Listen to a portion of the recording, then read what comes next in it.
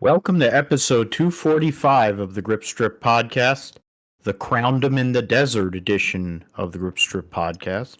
My name is Philip Matthew. I'm your host. And as always, I'm with my co-host, the iRacing Indy 500 champion, computer genius, a gentleman and a scholar. His name is Josh Fine. What's going on, man?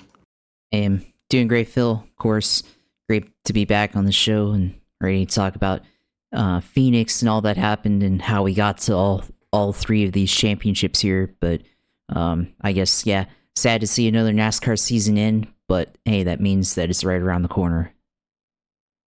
Yeah, we're 80 days away from the clash at Bowman Gray Stadium. First time NASCAR Premier Series will be at Bowman Gray since 70-something.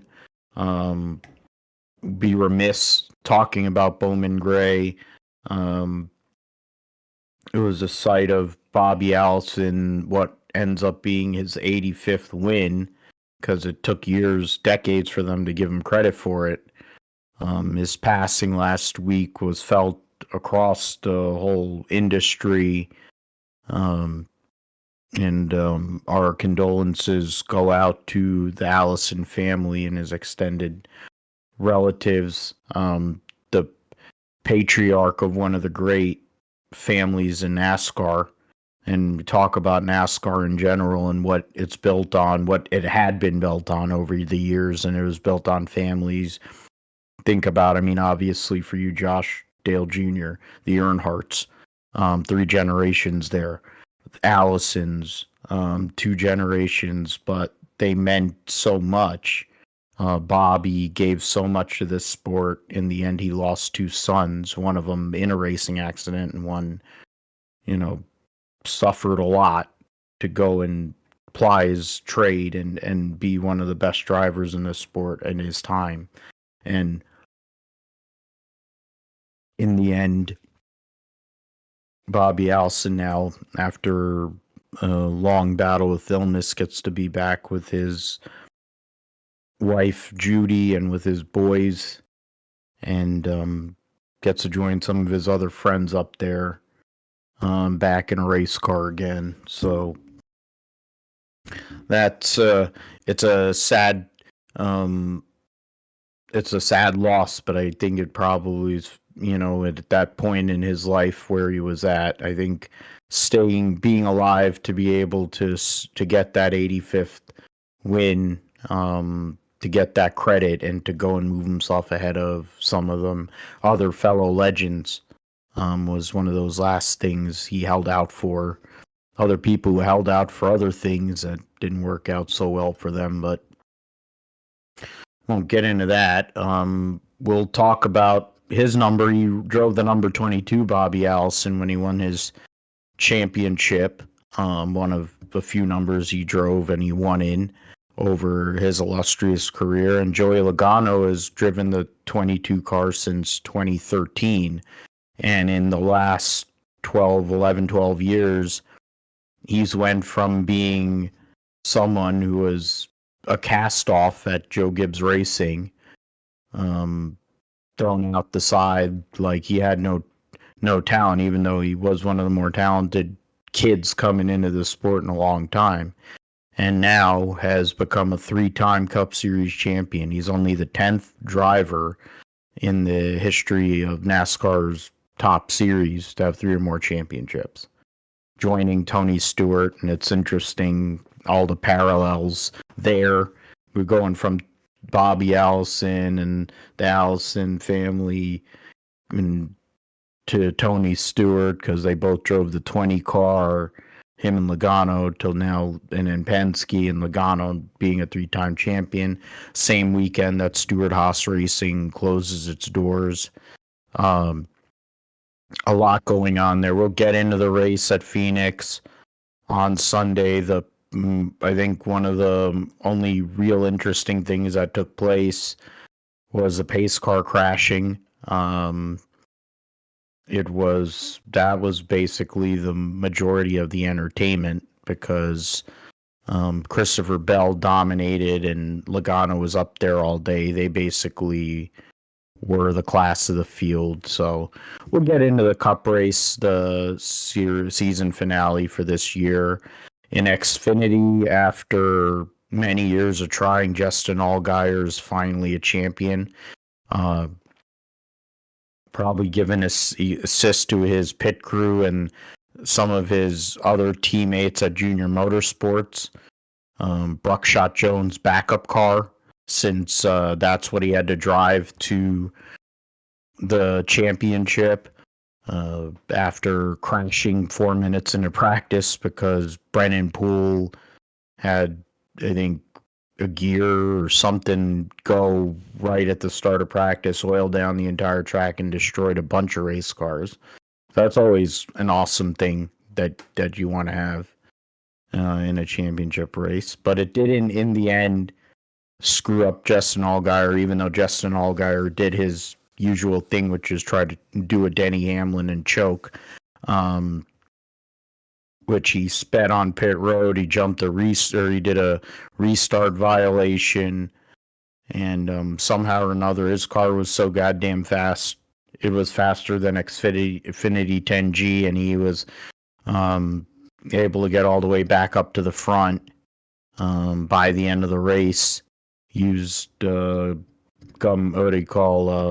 Hill as a pick and passed Cold Custard in the last race for Stuart Haas, of course, as I said earlier. Stuart Haas ended up with the victory with Riley Herbst, who is waiting with bated breath on whether he'll be a Cup driver next year for 23XI,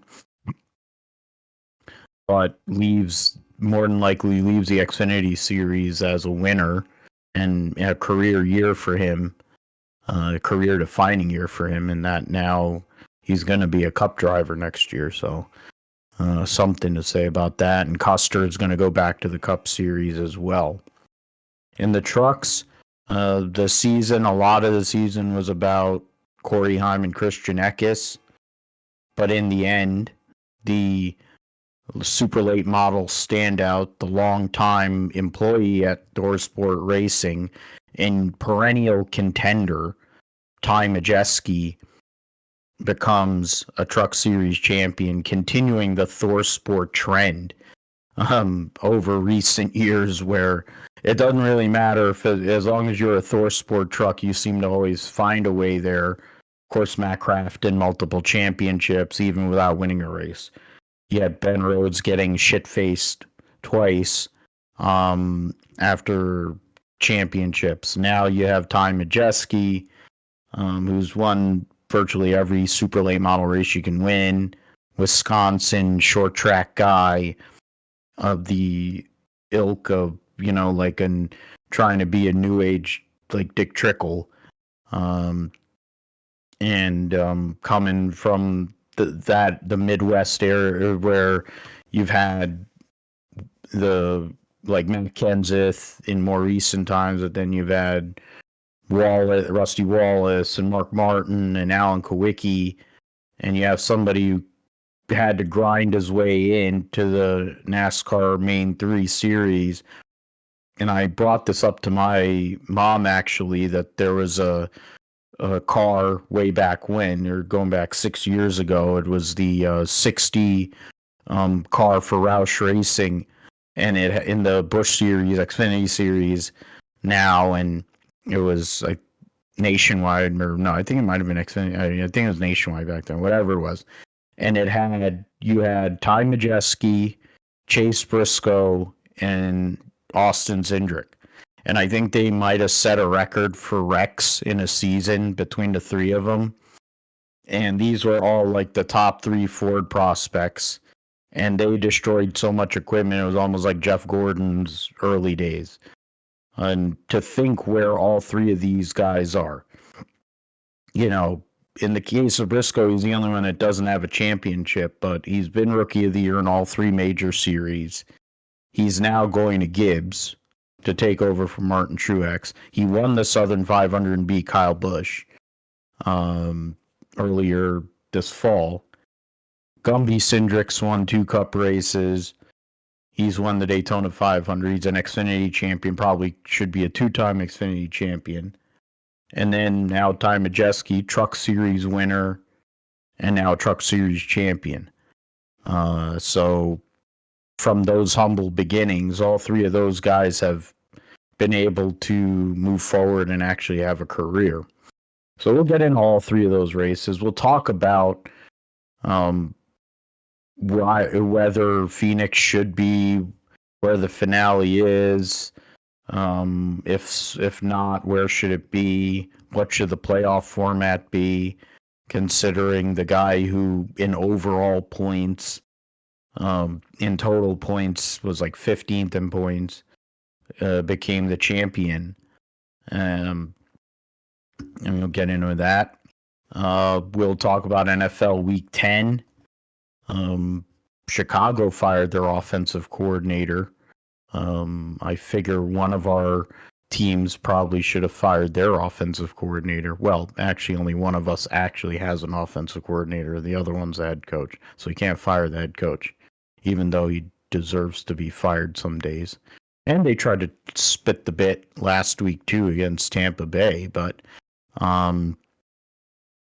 we got all that, and we got fantasy football as well. Last few weeks of the regular season, we have an extra week before the trade deadline, so we'll talk more about that next week. In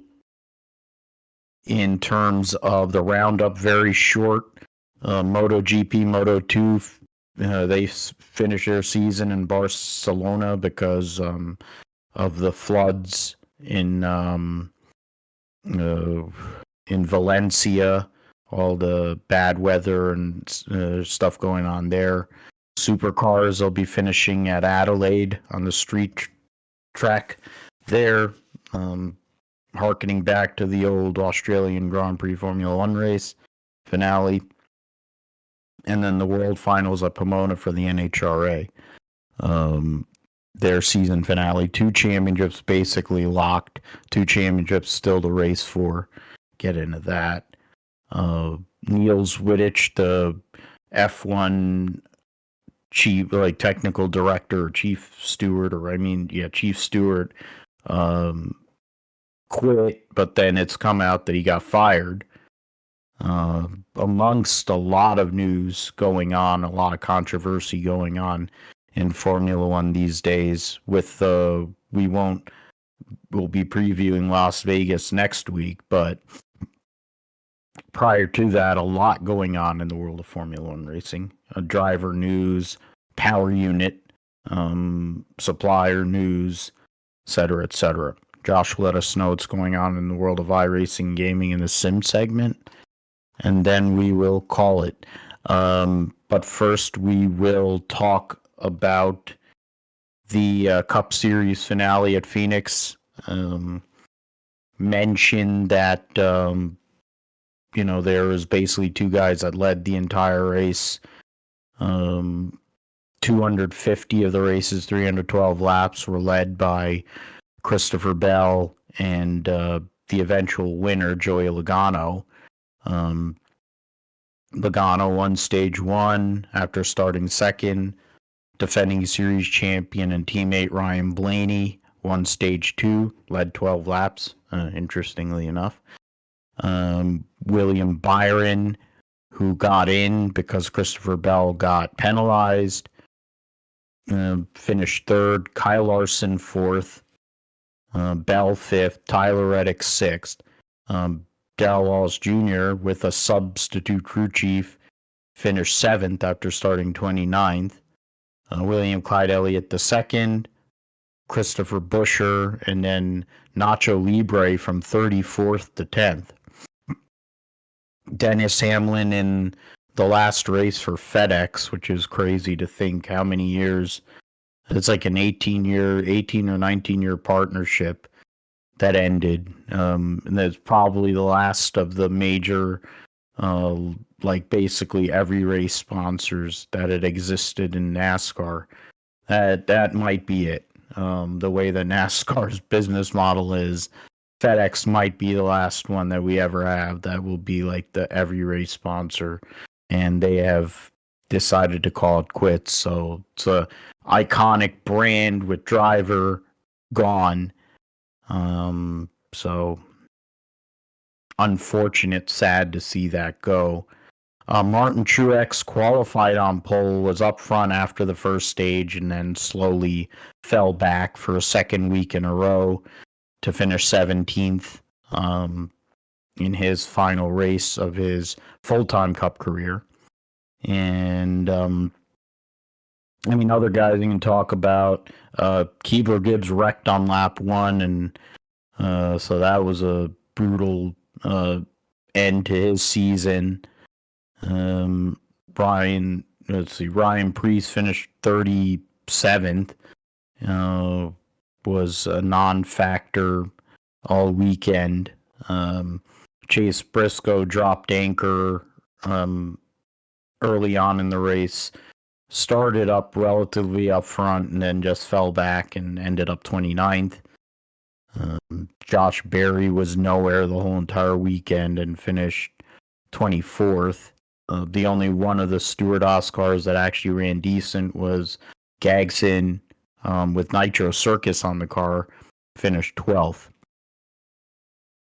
You got some other guys in here, in terms of Harrison Burton in his last Cup race for a while, finished 16th. Kyle Busch's win streak is over. Finished 21st on Sunday. Daniel Hemrick is out of the Cup Series again and probably forever. Finished 23rd. Derek Kraus, probably the last time we'll see him in a Cup car for a long time. 25th. Jimmy Johnson ran a cool-looking paint scheme, but the car was dog slow. He'll run limited races again next year. And Michael McDowell's last race for Front Row Motorsports ended with him being 31st. It's interesting, he's from Arizona, but he's never really ran well at Phoenix International Raceway, so interesting. And with that,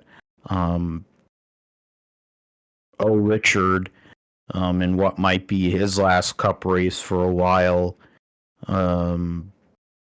if things are landing the way it seems like they may, finishes 33rd. I mean, getting to punch Kyle Busch in the face will be one of the highlights of Ricky Stenhouse's career, no matter what. I mean, he did win Daytona, so I mean, I guess, or Talladega. Yeah, he won at Talladega, right? Yeah, so he did get another win, but we don't know what's going to happen. That Preece, of course, it sounds like will be joining RFK Racing, but we'll find out in the next couple of weeks with Kroger sponsorship, so see about that. Zane Smith, we don't know what's going to happen with him.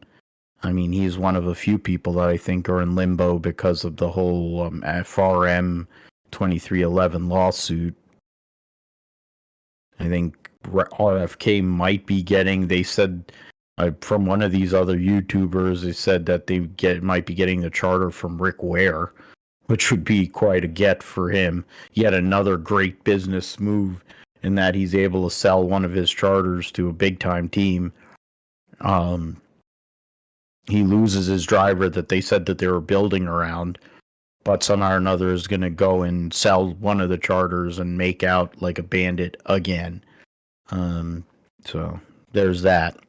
So a lot of things going on here, but Joey Logano set this all up first with Alex Bowman getting DQ'd out of the round of 8 after he had made it. Gets in to the round of 8, promptly goes and uses fuel mileage at Las Vegas to earn his way into and win to earn his way into the Final Four, and then does what he usually does when he gets this opportunity, gets the job done and becomes a 3-time series champion. Um, 36 Cup wins, 3 championships, 1 Daytona. He's won I think he's won the 600. Um, in terms of the big races, he hasn't won Indy yet. Other than that, I mean, he's won Talladega, he's won at some of these other big races. So, I mean, 36 wins, 3 championships, guaranteed Hall of Famer, Daytona 500, guaranteed Hall of Famer, and he's still got a long time to go. Definitely wasn't as pretty or as consistent or his best for periods this year. He wasn't the best Penske car this year. Blaney was. But in the end, there's something to be said about the guy who was once known as sliced bread, Joey Logano, when he needs to be clutch, seems to be clutch. And the stats show it after Sunday, Josh. Absolutely. And yeah, Joey Logano, who most of this year was not that great. And you talk about sliced bread, and there's another nickname that he doesn't really like, but has sort of embraced, but Slowy Logano there, which was kind of true to form this year, 17th place average finish, which is pretty slow. But, of course, this format doesn't reward consistency. It rewards being good in clutch moments here, and that's what we've seen, ever since we've gone to the system, and it was very true, especially this year. And you talk about the getting lucky, of course, at the Roval. I mean, he got extremely lucky this year because, I mean, it really, we have to go all the way back to Nashville when Austin Cindric just spun out of nowhere, racing for like 17th or something, and going out there and spinning out and starting that whole series of cautions that led to 7X overtime and led to Joey Logano saving a gazillion amount of gas to win that race and lock himself in. So, and of course, he won Atlanta, which, another track that's very random in its result, but which, I mean, I guess at least he, won that one, I guess, more legitimately than Nashville. But I mean, if you really want to go back all the way to that point when the season changed for him and qualified him in, and then that's where, you get the feeling like, oh man, he hasn't not had a great season up to that point, but now he's locked in and could be a threat for the championship. And, look, and we talked about it back then, now look where we are right now, talking about him being a 3-time champion here. So, I mean, of course, he won at Las Vegas by fuel mileage as well, which, I mean, we got to really study the fuel mileage system that Penske has, because they've really, I mean, other than Blaney running out of gas at Gateway, I mean, they've been pretty good on the fuel mileage races this year, so that's one thing to analyze there. But yeah, of course, Logano, ran. I mean, this race alone ran up front, for most of it, qualified on second on the pole, was up there, for most of it. Of course, Chris Bell, led the majority of the laps here. I think, up until the last caution, I think was probably, the favorite here. But, Logano, of course, took the lead afterwards. And then from there, it was his race to lose. And for Blaney, of course, he qualified 17th. So he had a really good car to come from 17th to come up to battle for the win there. But, of course, lost ground on the final restart. Got raced pretty hard, which that's fair enough, I think. Raced pretty hard by Larson and other people, and then having to go fight William Byron there to get around for third. And then he was closing in on Logano, but just never could get enough of a run to get around him, which, of course, this car, very hard, especially this track, very hard to pass. So, yeah, Logano, of course, winning this race. And I guess, the other guys in this championship as well. I mean, this was basically the two Penske cars battling for the championship, which, interesting dynamic there with the two team cars racing each other for the championship versus William Byron there, who didn't really have enough pace to keep up with Logano or Blaney, and then Reddick, who outside of a couple of moves on a restart here or there, did not really have the same pace as all the rest of the playoff cars there. So yeah, for him, I mean, it's kind of a disappointing end after being the regular season champion. So that's unfortunate that he wasn't able to compete, because he didn't even lead laps at all compared to the other three drivers who all led at least 10 laps and at least 12 laps for Blaney there. So yeah, mostly, I mean, not really that entertaining. You really had to go to the strategy for this to see how the strategy would play out, and we were kind of seeing it play out, but then you'd have a couple of cautions here and there that had stuff happen. Of course, the 71, the only other on-track incident besides the 54 there, so that one kind of changed things around and kind of shortened it to where it was basically going to be a green flag run for the rest of the way for that. So that led to kind of killed the strategy, I guess, for anything other than getting tires on the last stop, and then going out and attempting to beat each other, which that was what Logano was able to do. So yeah, the only thing that was even remotely entertaining, of course, was the pace car incident, which for NASCAR, pretty rare that this happens, but like we were talking about offline, those guys drive every week. It's not like the celebrity guy who's only there for the start. These guys do it every week, and kind of talked about the IndyCar incident from 2018, which of course that was the GM of Chevrolet, or the GM of GM, Mark Roos, who wrecked that one. I think that was what we were talking about. And then I remember one year where the pace car caught fire at the Bud shootout in Daytona, which I saw in person. But those things are rare, but pretty entertaining, and seeing the memes out of that, it was pretty funny. So yeah, other than that, I mean, it was a typical Gen 7, I guess at this point, next gen Phoenix race, where it was basically a struggle up front, and seeing if anybody had pace, seeing Blaney try to pass but unable to, because he ran out of time, and because the way the aero blocking works these days. Yeah, I mean, it's unfortunate. I was hoping Blaney could go and win back to back. At the end of the day, as long as Byron didn't win, I was going to be happy about it. I knew they weren't going to really give Reddick a chance if he actually had one, but they didn't have a good car for him. It seemed like Bubba had a better car. If he had had a decent qualifying run, he might have been up there battling for a win. But in terms of Logano putting himself into this rarefied air, 10 drivers, he's one of 10 drivers to have 3 or more championships. And I mean, now the next goal is to get to 40 wins. I mean, that's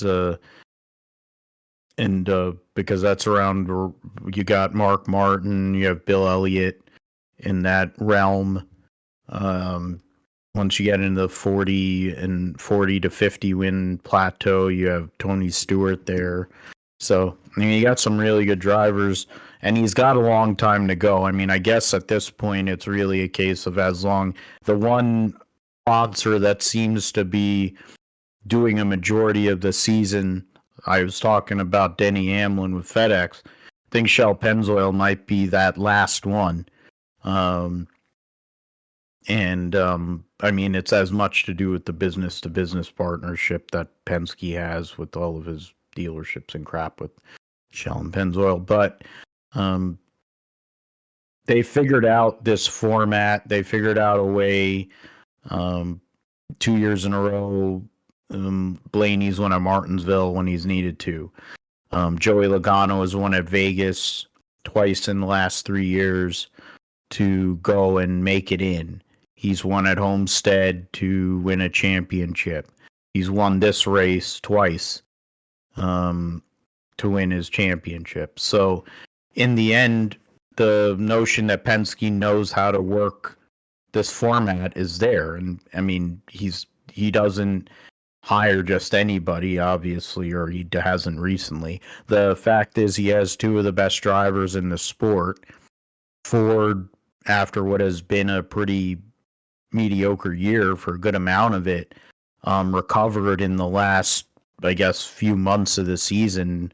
That last third of the season, you had Briscoe's win, you had Chris Buescher's win at Watkins Glen, you had Blaney winning, you have Logano winning. I mean, all those guys win for Ford. You had McDowell lead the whole entire series in poles after never winning a pole his whole entire fucking career, and then he wins like 6 or something this year. It wasn't a year for Ford. It was definitely a year for Chevy. They won the manufacturer's title, but in the grand scheme of things, I mean, Larson won 6 races, but Joey Logano won 4. And I mean, people want to go and nitpick how he won those races. I mean, Josh mentioned Nashville, where Logano made Scott Dixon and Jesus level fuel at Nashville. You talk about Atlanta, which is a total crapshoot, but he won there. It's a super speedway race, whatever now. Vegas, fuel mileage, when Christopher Bell dominated the race. But in this case, if you want to talk about Logano's year, when was the best race he had all year? He saved it for race 36 when he needed it the most. That's what this format really asks for. They want to have those game 7 moments, and fundamentally NASCAR does not, as much as they think they compete with other sports, they don't. The ratings prove that. The ratings have gone down for a decade plus to prove that. The reality is 2011, that season, that playoff, the chase, whatever, with Tony Stewart, that was some of his greatest work. And that was the crowning achievement of his NASCAR career. That was basically the NASCAR playoff in the best way possible. Tony Stewart, who wasn't uber consistent, winning 5 out of 10 races, including 3 out of the last 4, or 3 out of the last 5, or whatever the hell, including the last race to win on a tiebreaker over Carl Edwards, who had, I think, a 9th place average finish for the whole entire year, or something crazy like that, and won one race like Matt Kenseth did in 2003, but it wasn't enough. In this year, Larson wins 6 races, doesn't even make the final 4. He misses one race, people will be like, oh, because he missed the one race. It's like, no. Kyle Larson, for as great as he may be, made too many mistakes when he didn't win, crashed his car, and finished in the mid to low 30s. At some point, you pay the price for those bad finishes. And that's why he wasn't there. I mean, Bowman got screwed, so that ended up helping Logano. You had Bell get screwed out of that, so that helped William Byron, but that also helped Logano. Because in the end, Christopher Bell was the only other car that had speed, real speed. It was 3 guys, like Josh mentioned. It's Logano, Blaney, Bell. After that, name me anybody that flirted with the front. Nobody did, other than the pace car, which hit sand barrels. That's it. There's nobody else. So you had a pissed off Christopher Bell who had already gotten fucked at Vegas. They didn't win that race, and that ended up probably costing the chance of the championship. You got fucked at Martinsville. and because of, Hendrick and Chevy manipulation. And then late race not having, I guess, a short run car or whatever, um, ends up losing out, and he's going to wonder. I think if there's anybody, I mean, Larson probably won't be happy, but he's also Kyle Larson. I don't think he really gives a fuck. I know Hendrick wanted it in the 40th year, but, they'll get back to it next year, and I think all their cars are going to be fine. In terms of Christopher Bell, though, he's really going to be left wondering. The way that this season went, I mean, Truex was generally a non-factor the majority of the year. Hamlin disappeared basically when the lawsuit came out. The lawsuit came out and it coincided with him going in the tank, and he basically had a nondescript playoff. Keebler Gibbs was nowhere, made the playoff, but was not really much of anything. But if you listen to Steve Letarte, he's going to have a career year next year because he's going to get to 100 Cup starts or whatever. So we'll see what happens with that. Bell's a leader of this team this year. Hamlin is based on seniority, but Bell is the guy. Bell is the one that you need to get behind if you want to win a championship. If Toyota is thinking about who can get them a championship, it's Bell and it's Reddick. It's a lost opportunity for Christopher Bell here. We don't know what's going to happen next year in terms of development and whatnot. Bringing in Chase Briscoe should help the organization. They'll get a different set of eyes. They'll get a different perspective coming into the Toyota camp. They'll have a little bit more data coming in. But, I mean, I guess the one question, there's two questions. Like we mentioned in the open, what should the playoff format be? And what tracks should host the finale? I think we've basically hashed out that Phoenix sucks. Phoenix as a town or whatever, Avondale, Arizona, guess is a perfectly fine town. They have a bar outside of the racetrack, and Junior is very happy about that. He probably drank the whole place closed, running around with the flag. But, they put bowling out. I think that's the same bar or whatever setup as where they had the bowling alley earlier this year for that whole All-Star event. But a bowling alley and moving some grandstands around and putting the start-finish line in a weird place does not make a good track. They ruined Phoenix. I'm not saying that it was the most amazing track for NASCAR racing, but I've watched old Phoenix races where passing was possible and you could move around the racetrack and it didn't seem contrived. So they fucked it up. And that's typical NASCAR, whether it's, ISC or SMI. You have Homestead Miami Speedway, which put on a great, race there a few weeks ago. Vegas, of course. Kansas, has become that pseudo, like the ideal track for this car. But there's a lot of weather-related issues that you'd have, which would be similar to what happened at Atlanta for years, where it'd be super cold, but go down there for the finale for many, many years, and that's how it was. I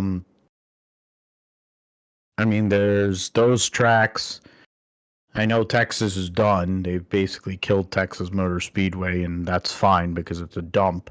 But when you consider temperatures and you consider the time of year in its older format and older configurations, that might have been a good spot.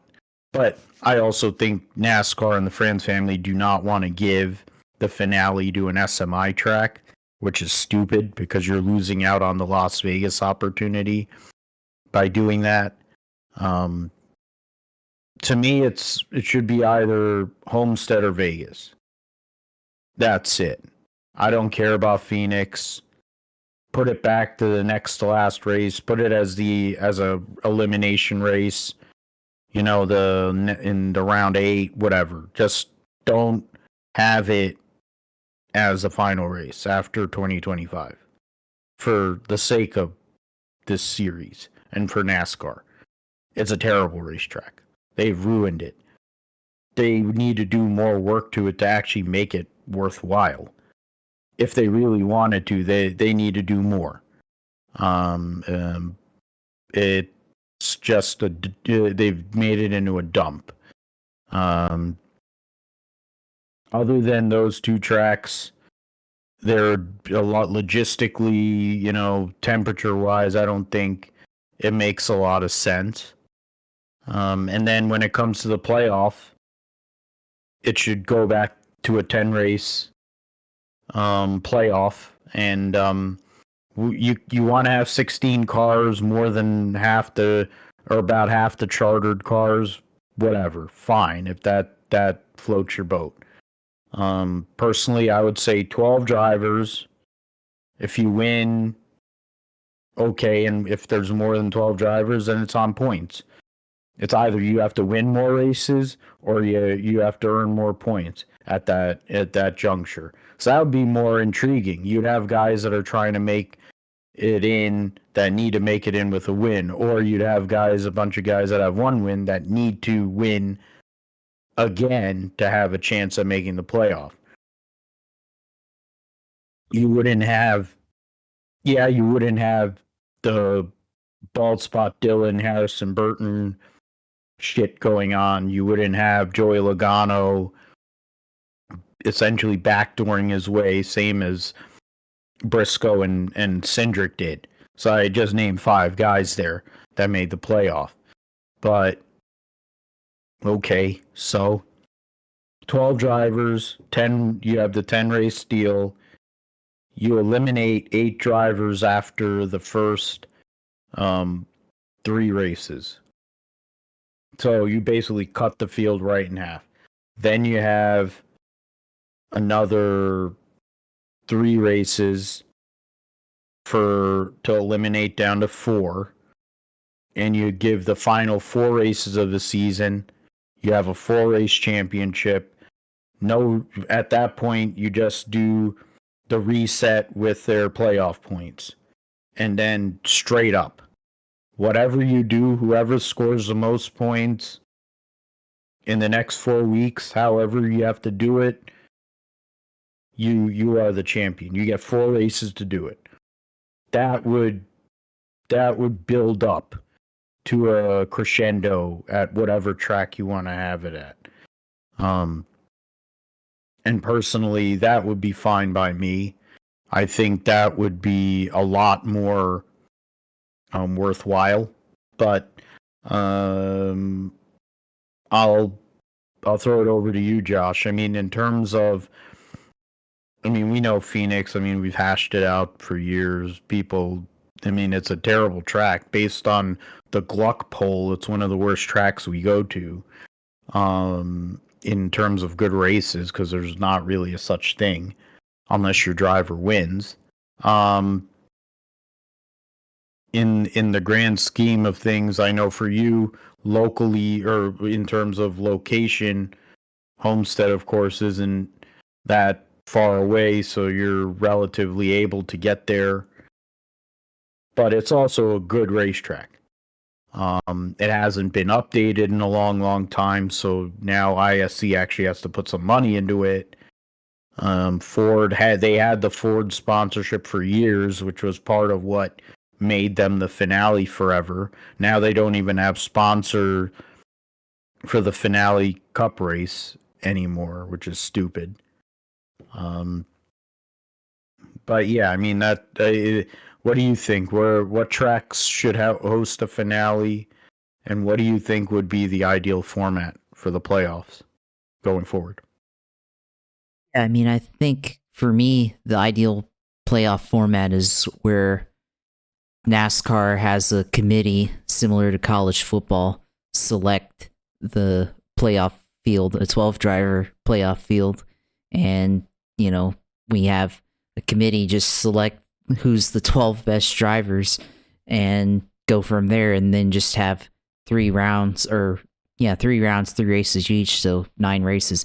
No, I don't actually believe that. I don't think there should be a committee. I just think that would be kind of wild, because I don't think it'd basically be as good as the winning in format. It wouldn't be any better than that, but we could just like college football is having this debate of who should be in the playoffs. Like, let's debate it. Let's see, does Austin Dillon deserve a playoff spot over Bubba Wallace? Yeah, like, whose body of work over the entire season is worth more to be in the playoffs? And I don't know, I think maybe Bubba Wallace would be in that scenario. Maybe that would work, all things considered. But no, I mean, I think it should just be the points after, just straight up points, after the first 26 or 27 races. So, you just go by that, and then every 3 races you cut off a portion of the field, so every 4 drivers. But then the last round is 3 races, so the final 4 among them go out and battle it out on points, and then no more winning in, I think, at all. I mean, I know supercars, they're doing winning in only on the playoff round, not winning in for the regular season. So I guess there's some balance there, and brings kind of the attention to the rounds themselves, in terms of that. But I think it just make it points, just straight up, regardless.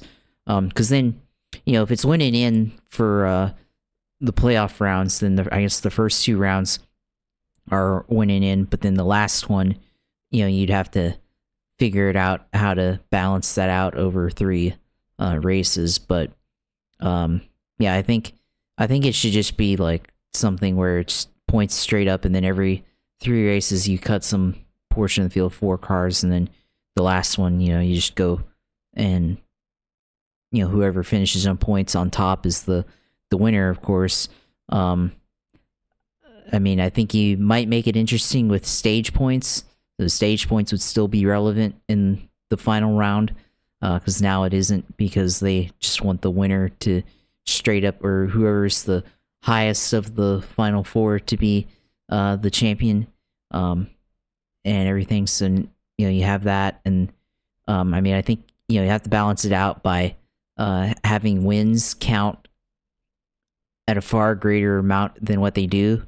So it might help with the winning in type, or I guess kind of not replace winning in or get rid of it, but maybe have the points pay significantly more than what they do for winning. Because I mean, right now, I mean, it is more, obviously, but it really only counts if you maximize with the stage points for the first 2 stages, and then the final one, and then you win the race. That's really the only way you can get maximum points. But if the bonus for winning is so great that it can help you make the next round, or anything like that, then that I might be open to that.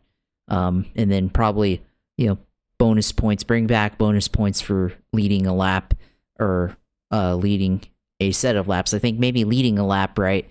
Like a guy that's like in 30th on a pit cycle leading a lap. I don't know if that deserves the bonus points, but say if you stick around for like 10 laps, if you lead 10 laps, then maybe that would qualify as a bonus point for leading laps. And then of course still have the most laps leader bonus there as well if you lead the most laps in the race. So points amounts, to be determined, but yeah, just straight up points championship there, with kind of a mix of having the elimination rounds, but then also having the old pre 2014 chase where it's the 10 races that made up the whole thing. So yeah, that's I guess yeah, that's the format for me. That's how I would go about it, to try to balance things out there. Because yeah, like this one currently, like I said earlier, you rely on clutch moments to win. You have guys that know how to game the system, like Penske. They know how to game it. I wouldn't say it's gaming the system. I mean, like people are comparing it, like, oh, like is it Jimmy Johnson, like how they were able to game it? And I mean, I guess they were able to game it too, but they still had the length of the season and the length of the chase to play out for them. So they still had to be quite good. And there was only, I think, really the one that he was like not that good was the last one that he won for number 7, which that was in the playoff elimination round era. So, the other ones that he won, I think he was definitely a lot more dominant and a lot more consistent. Where Joey Logano in this one definitely really, really took, gaming the system to another level there with, getting a win in the regular season. And then, when it came to being, eliminated, of course, without the penalty there, when it came to be, the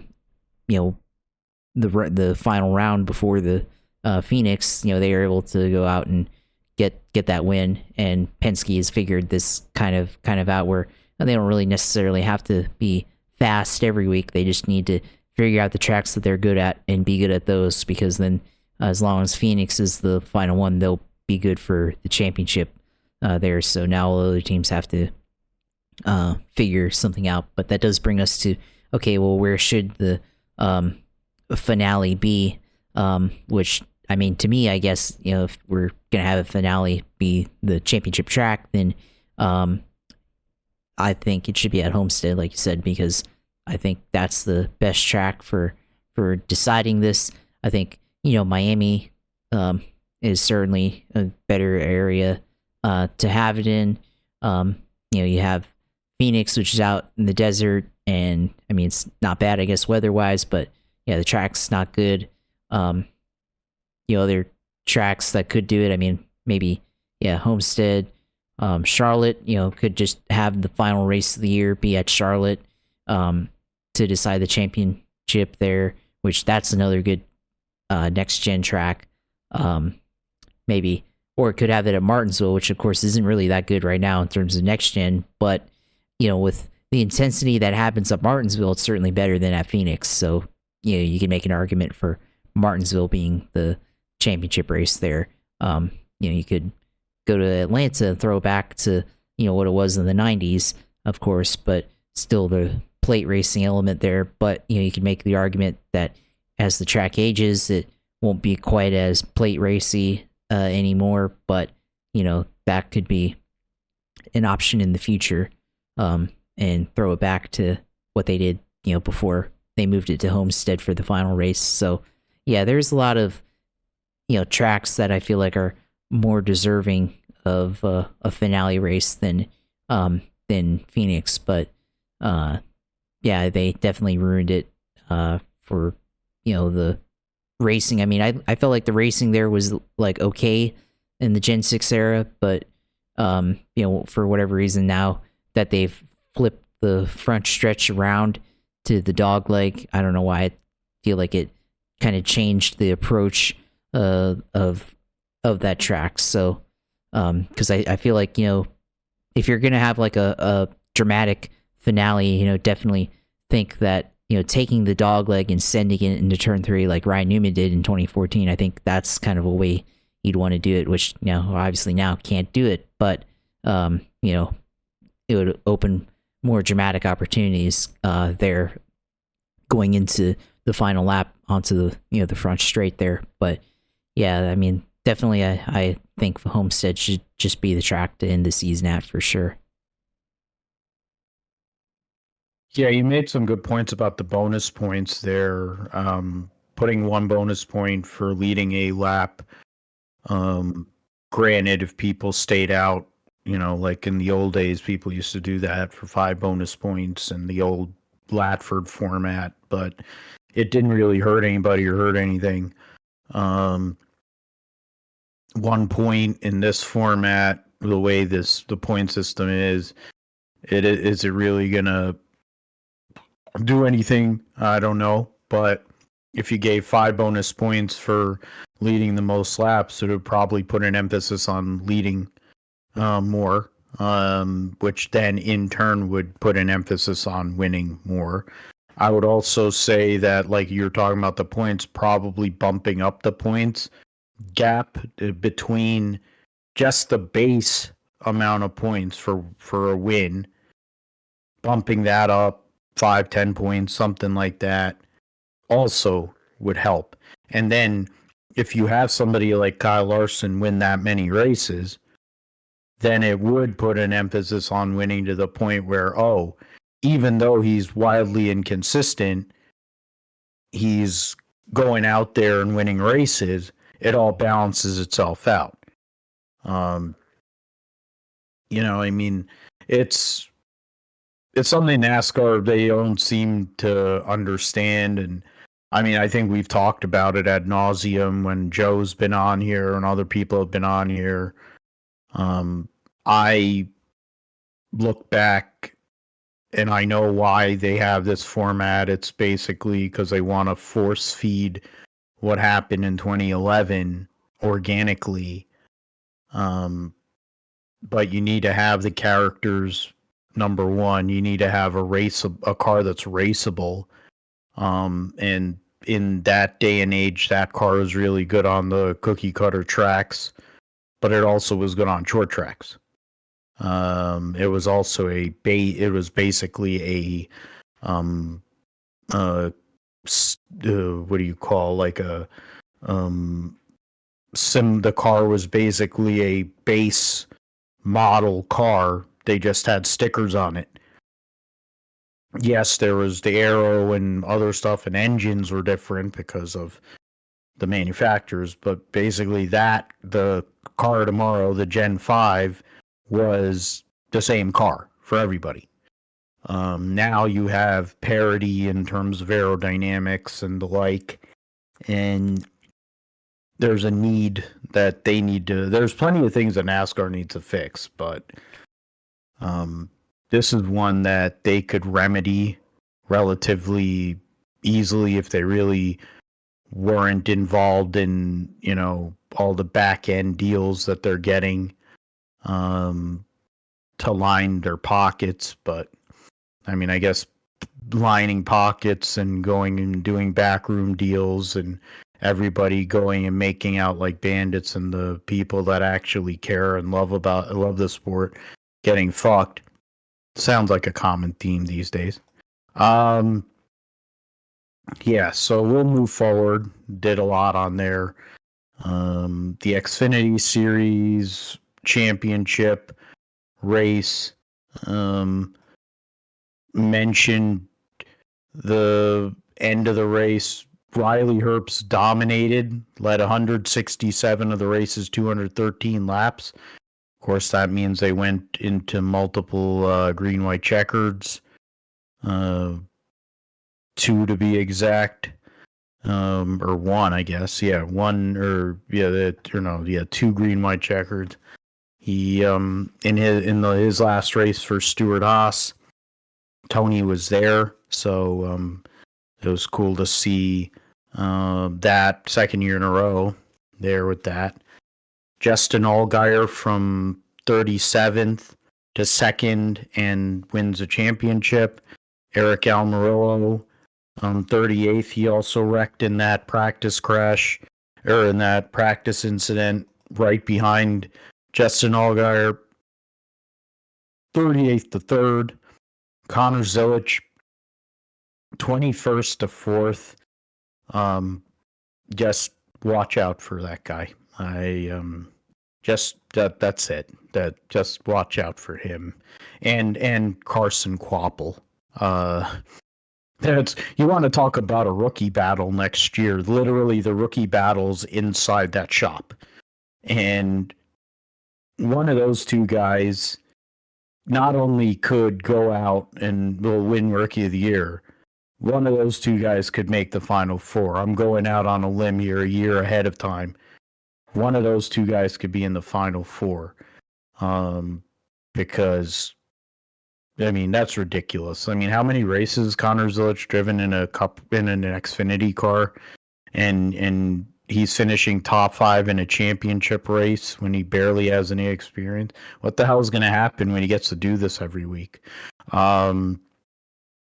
Absolutely insane. I think I need to get on that bandwagon. I think I was on his bandwagon after Watkins Glen anyway, but and also because he drove for Shea Holbrook's MX5 team. But the fact is, I'm probably jumping on this so I can get in on the Dale merchandise and all the other stuff with the 88 and all that crap.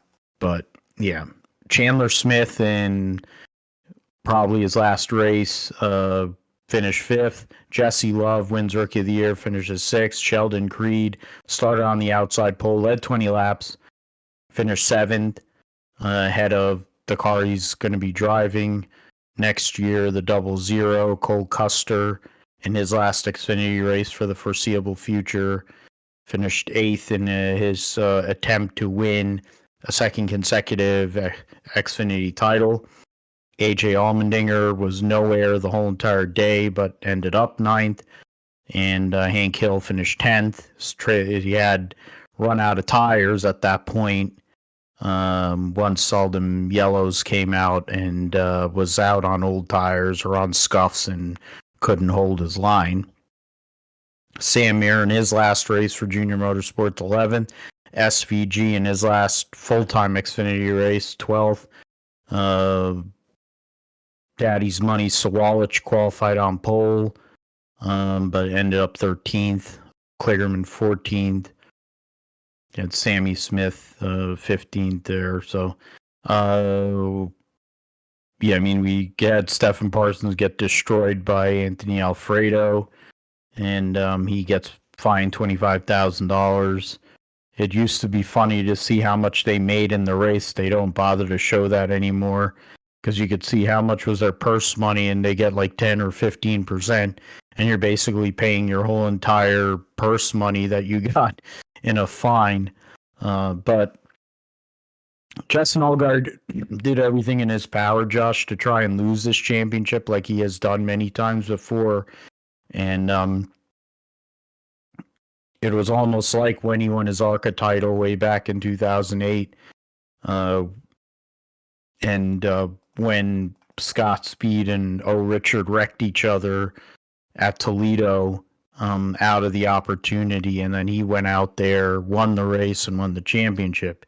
In this case, he was trying to do what O. Richard and Scott Speed did to each other, to himself, got away from it somehow or another because of how great of a car they put together, and Jim Pullman and company gave him a ride that got Justin Allgaier in his 14th season in Xfinity and his 7th Final Four, finally gets that elusive Xfinity championship. And that was the feel-good story of the weekend. That was the positive one. You had Dale Jr. getting shit-faced on Budweiser and running around with a flag. And if it weren't for him being married, I think he probably would have been running around like Ricky Bobby in his underwear around Phoenix Raceway. That's how happy he was. But Junior Motorsports comes through, gets the championship on Saturday, and had to fight for it, though, with Cole Custer there late in that race to try and get the job done. But Allgaier did it there.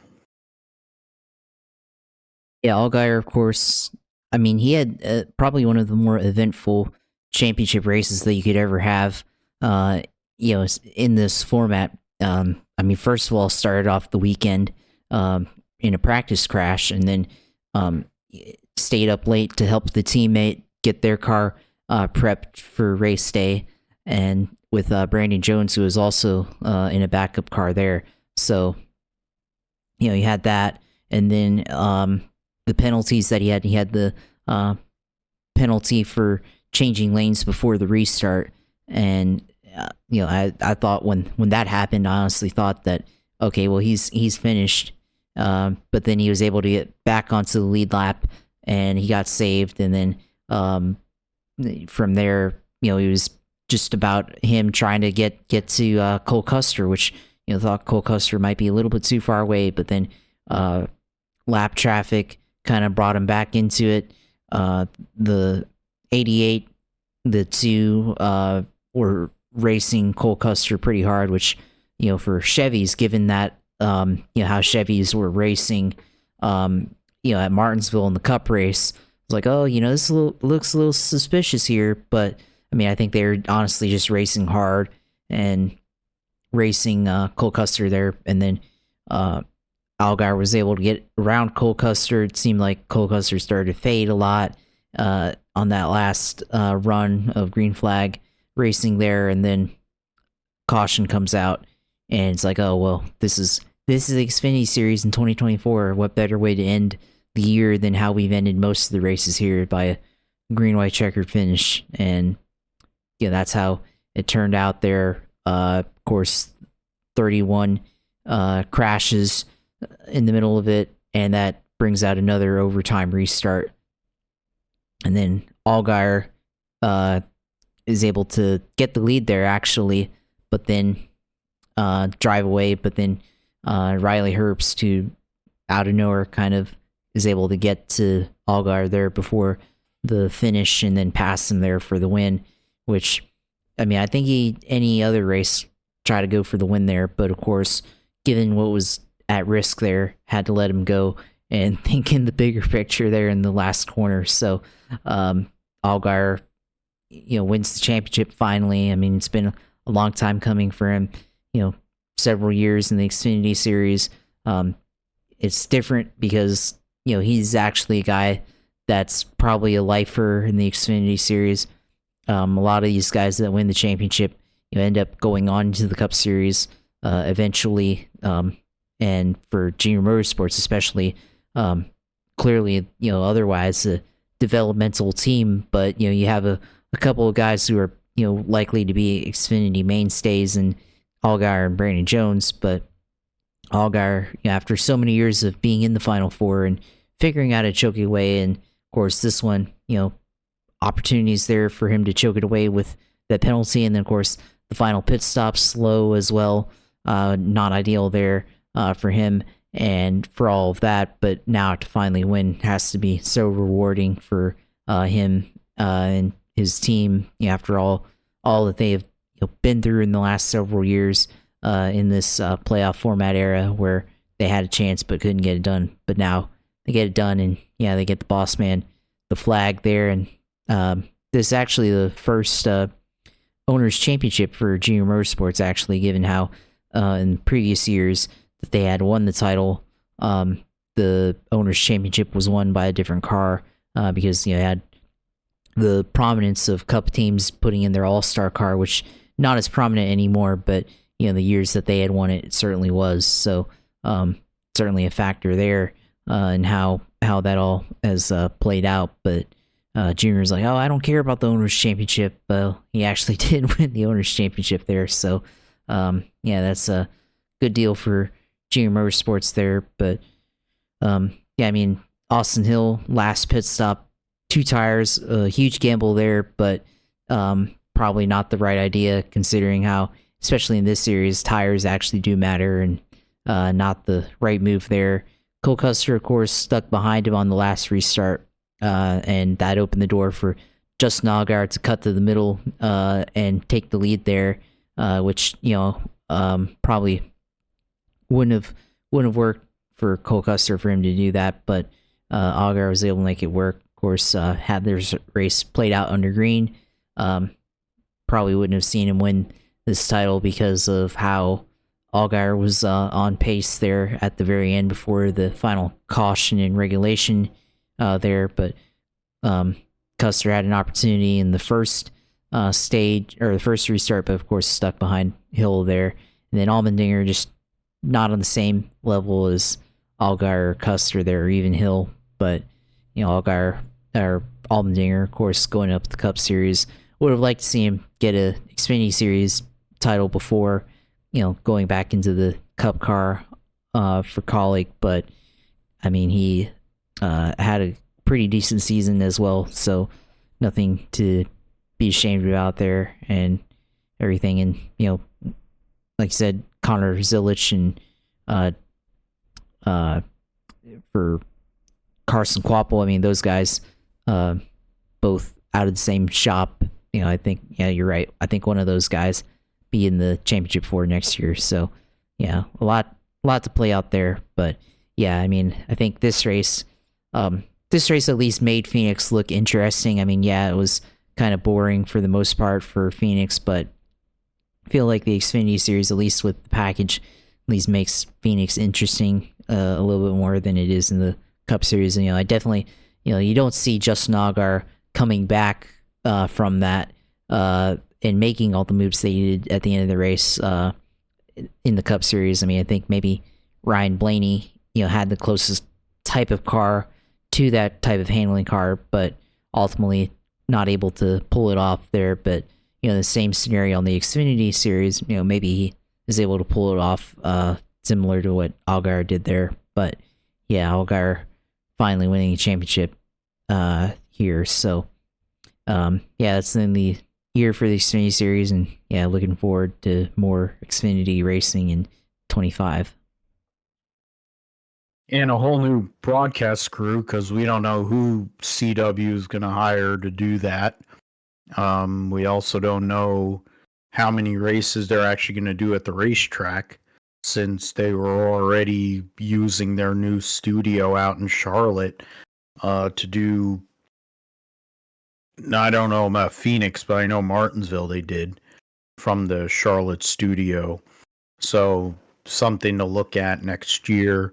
Rick Allen was signing off like he's done with calling NASCAR races.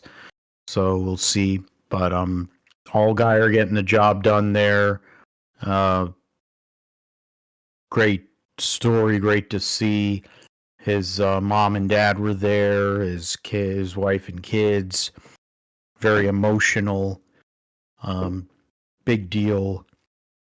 Long time Xfinity driver, lifer in a sense, throwing back old school to the likes of the Tommy Houstons and Jack Ingrams and LD Ottingers and those days of the Busch Series when the drivers spent their career in the series. And he ran in the Cup Series. Allgaier, of course, he drove Larson's 5 car at the 600 and started really bad, and by the end of before the race basically was over, was running pretty damn good. So for the guy who basically was the best driver in the regular season, arguably, and maybe the best driver this year,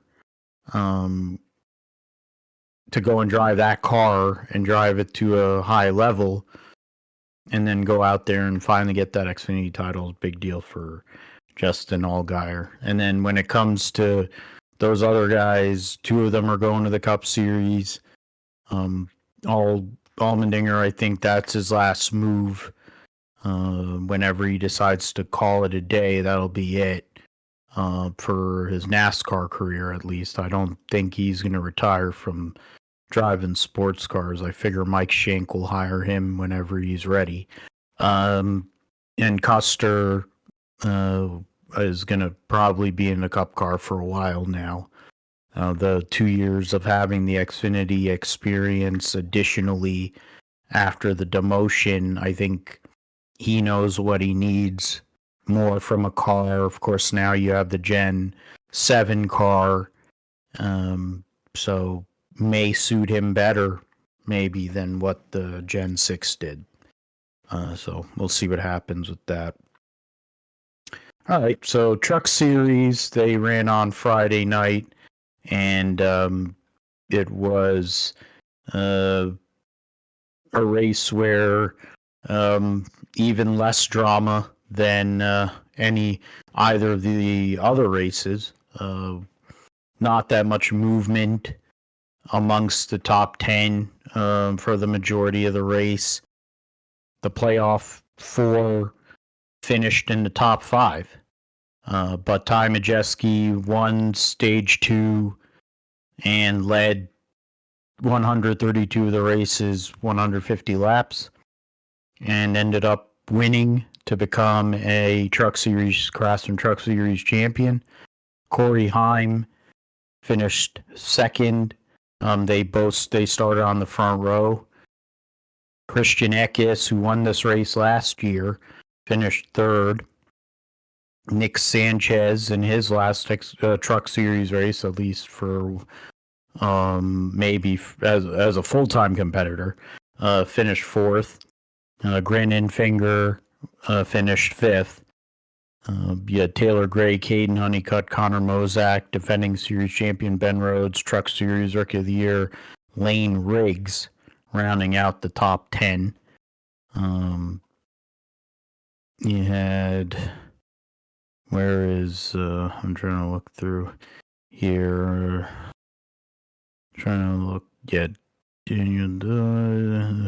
Matt Mills actually was back, finished a couple laps down.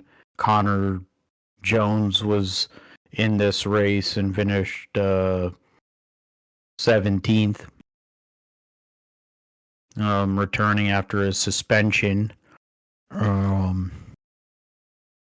Looking through some of these other drivers, Sawalich got in a wreck with Ankrum, Frankie Muniz, who is basically a dart without feathers, so that'll be something to look forward to next year, him being a rolling caution. But yeah, I mean, the big three of the season was Heim, Eckes, and then Majeski. Enfinger established himself in the playoffs here in the last few races as a factor, but the most quiet of them all really was Ty Majeski, and he saved his best for last.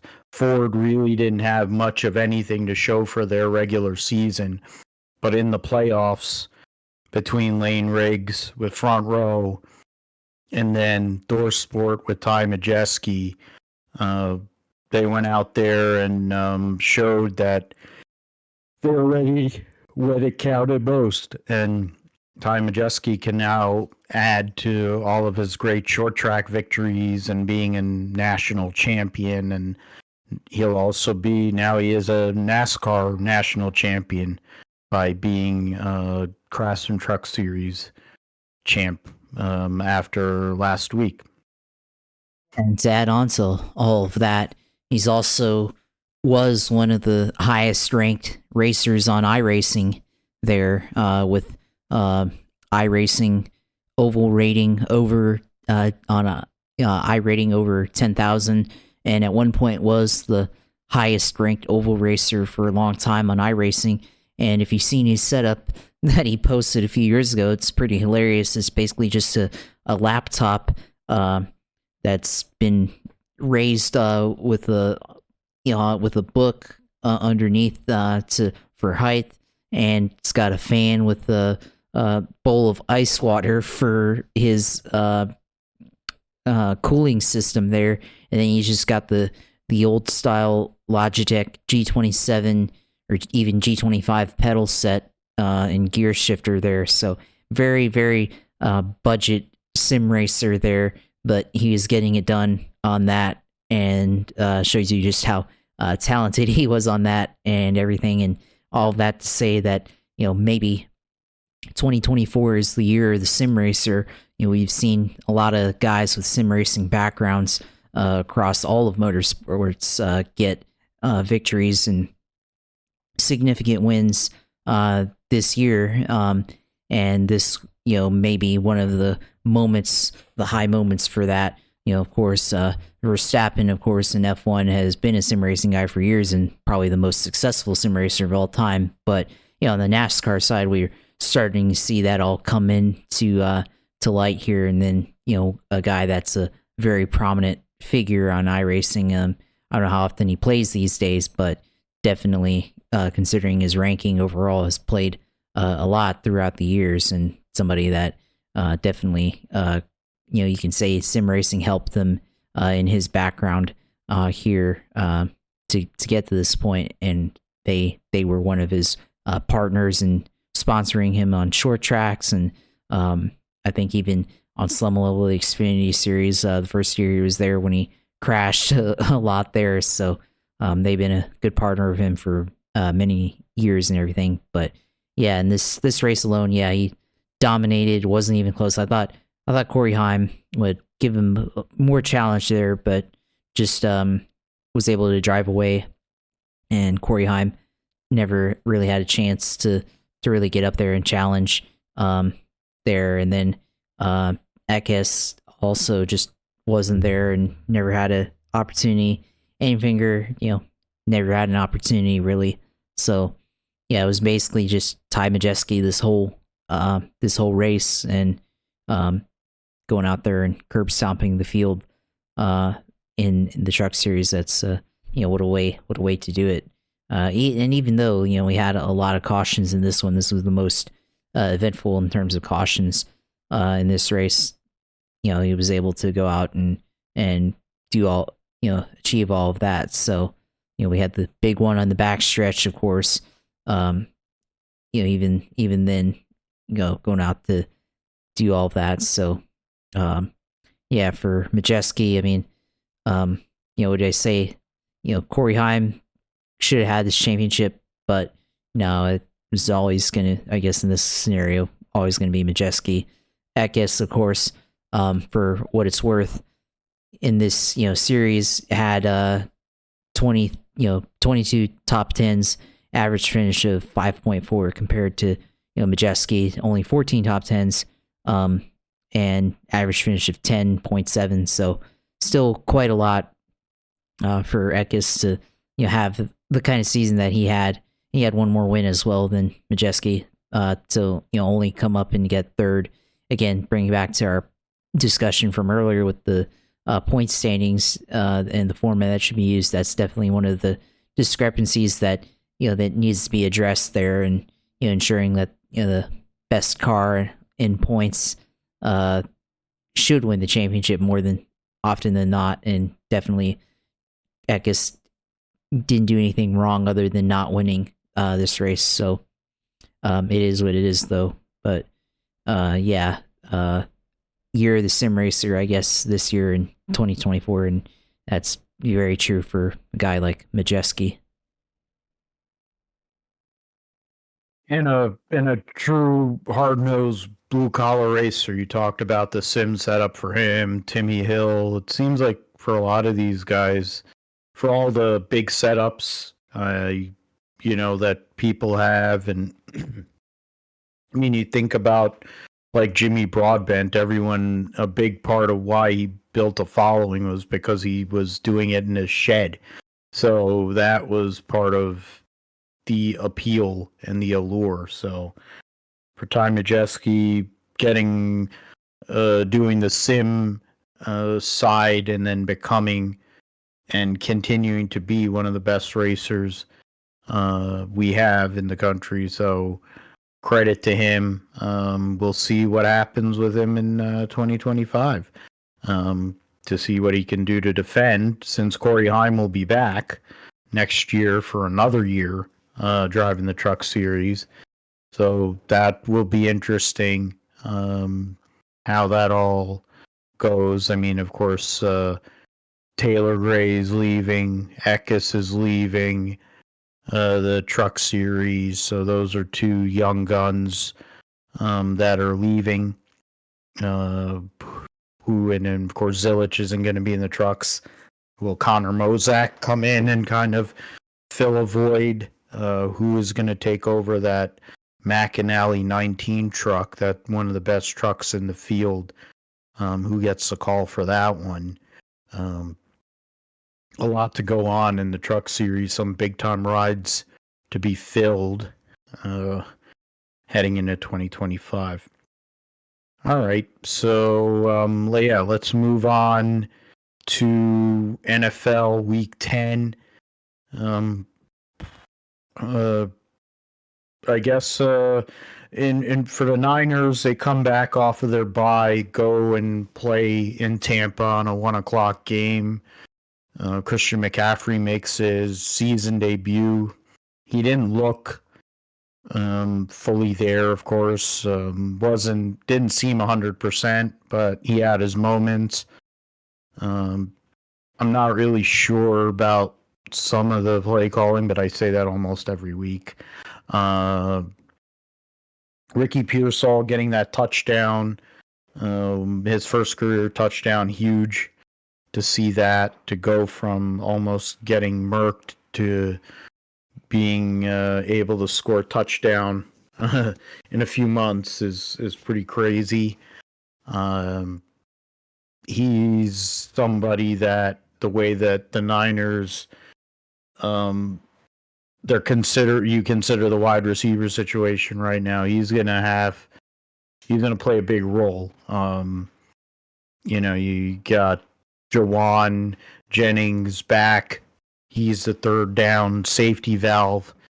Debo, I don't know. It depends on the day. He seems to ebb and flow every single week. There's no real consistency with him. There are injuries going on. The defense, Devondre Campbell, somebody should have left him on. I don't know what the freeway is in Tampa. They should have just left him out there, and he should have had to hitchhike all the way back to Santa Clara. He is allergic to tackling. It's amazing to me how poor the guy is at tackling. He really sucks. And it's like, oh, they were going after, I forget who Kermit the Frog and them were going after last year when Greenlaw got hurt, but this guy's no better, and they're paying him way more money. I think it's Winters or whatever, but he sucks. Magaboy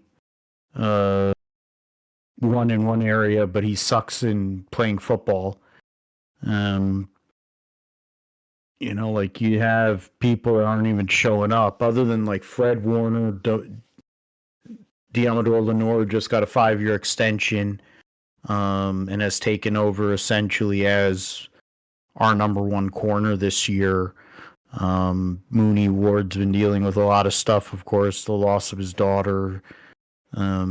So he's had his mind preoccupied, I think, the whole year. I think now that,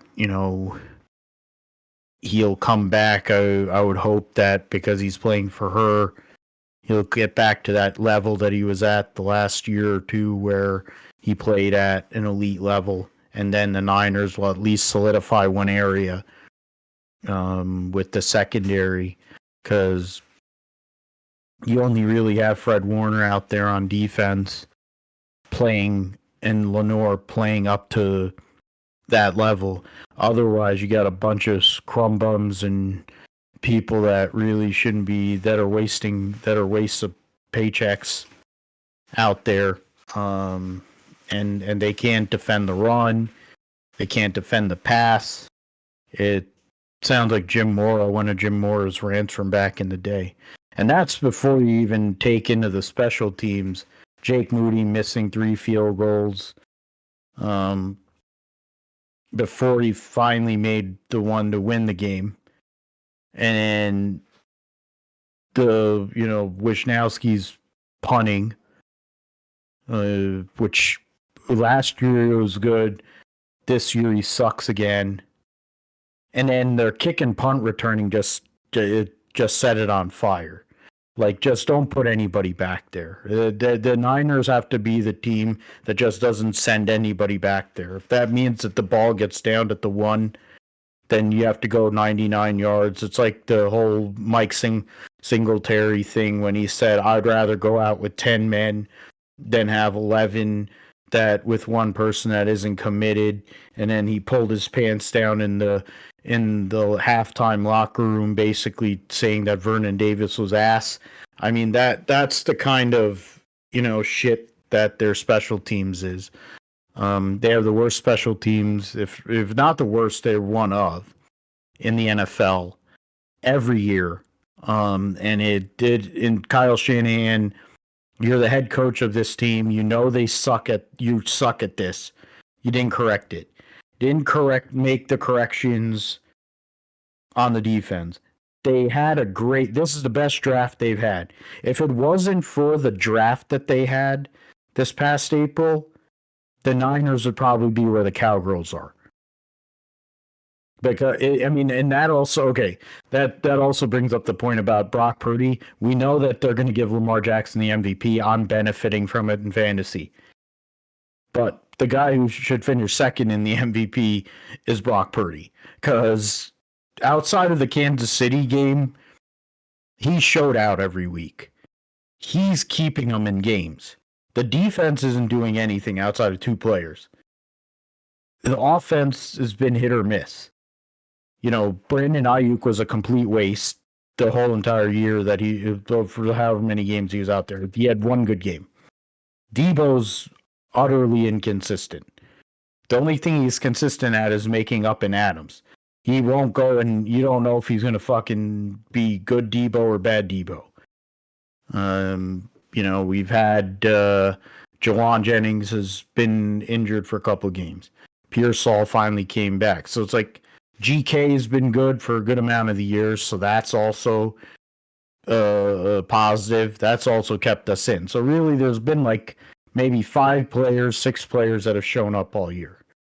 The fact that they're basically 500 this way, all right. So we'll take the win. Tampa Bay is better than their record shows.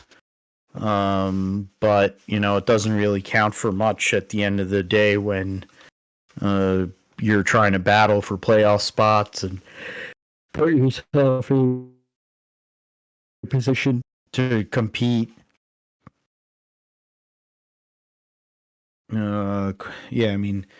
JJ McCarthy had another knee surgery. That ain't good. In terms of the recap of the rest of the weekend before get to Josh here. Last week, week 10 of the regular season, in a shootout on Thursday Night Football, the Ravens ended up beating the Bengals. Joe Burrow did everything in his power to try to win that game on his own, but their defense is an abomination, and it's a waste of talent. They're going to waste Joe Burrow's entire career. He's going to be like the Mike Trout of football. Gonna do everything, be great, and he'll just end up being a freaking batting practice for the NFC or AFC North. The Panthers beat the Giants in Germany. What is it? What is it? I forget what stadium they played in. They're not showing that. Why are they not showing the? I'm trying to remember what the hell the stadium is, but whatever. They because they were in Germany last week, so they figured out a way to put 2 of the shittiest teams in the NFL in Germany for that game. Bryce Young actually doesn't look like a complete waste, so there's that, but Daniel Jones definitely is. The Bears completely didn't show up. The Patriots go out and win that. Bills in a close battle, but they basically made Shane Steichen switch right back to Anthony Richardson. Bills are 8-2 heading into a matchup against Kermit the Frog. The Vikings Sam Darnold looked like the old Sam Darnold. I don't know how many interceptions he threw in that game. It seemed like every time they got to the red zone, he threw an interception. But Josh, you'll mention that here more in your part here to talk about the Jags. The Chiefs win on the last second field goal. They should have lost that fucking game. I'm getting sick and tired of the Chiefs getting away with murder every single week. The Saints end up beating the Falcons by a field goal. Steelers end up beating the Commanders in Landover. Russell Wilson having a resurgence. And but it was a competitive game, and it's crazy to think, but it may not be as far fetched to think that those two could be in a position to possibly meet in New Orleans in February if things land a certain way. So there was a tight matchup there. Chargers beat up on the Titans. Cardinals destroy the Jets. Cardinals, I guess, are way better than I thought they were. The Eagles go and destroy the Cowgirls in Dallas, and Dakota's going to get hamstring surgery and be out for the year. So good luck. So for Trey Lance, good luck, bud. If you had happy feet behind the offensive line in San Francisco, the Dallas offensive line's worse, and you have no running game. So, good luck, bro. And then, yeah, the Texans-Lions game was super close, but a lot of turnovers there. Lions get the win, get to 8-1. Dolphins go and get a big win over the Rams in LA to go and keep themselves somewhat relevant. Yeah, Josh, I'll hand it over to you. It is when they kept on going into the red zone, I think Sam Darnold turned into the old Sam Darnold. He kept on trying to force the ball to Justin Jefferson. Of course, I get it, but you guys had perfectly good defense there, basically saying, well, if you're going to beat us, you're going to throw it to any number of other people. You're just not going to throw it to him. And for whatever reason, Sam Darnold thinks he's Brett Favre or something that day, and he thought he was going to go and force balls. He looked more like a tax evader and a guy who steals money from a state that already steals money from the rest of the country. But I don't know what else happened that somehow or another that after all those turnovers, Minnesota escaped with a victory. Minnesota escaped with a victory there because Mac Jones turned it over 3 times in the last 6 minutes of the games. Fumble, interception, and yeah, Sam Darnold. The first 2 times he played in Everbank Field with against the Jaguars, played rookie season, got blown out. Then the year after, was seeing ghosts and threw picks in that one, and then now as a member of the Vikings, going out and throwing picks. So yeah, reverting to old Sam Darnold. But yeah, Trevor Lawrence out with the injury, maybe out for the rest of the year here with a AC sprain, which we'll get to that in a minute. But yeah, the defense actually played good for once, and then of course no offense. Mac Jones might actually be unplayable as a backup quarterback in the NFL because he just doesn't have any talent. But they didn't do anything after getting a touchdown in the first quarter, and then it's just a matter of time, I guess. Which over the longest time I was like, well, maybe it'll just be one of those low scoring games and we'll somehow win like 7-3, which I like that, but didn't happen there, and had no offense the rest of the game. Which, you know, Doug Peterson, they asked him after the game, like, what was like the idea of that play where Mac Jones kind of got hammered, but as he was hammered, he threw it and it went deep and got picked there. And he was like, well, I'm not going to even bother explaining it to you because you won't get it.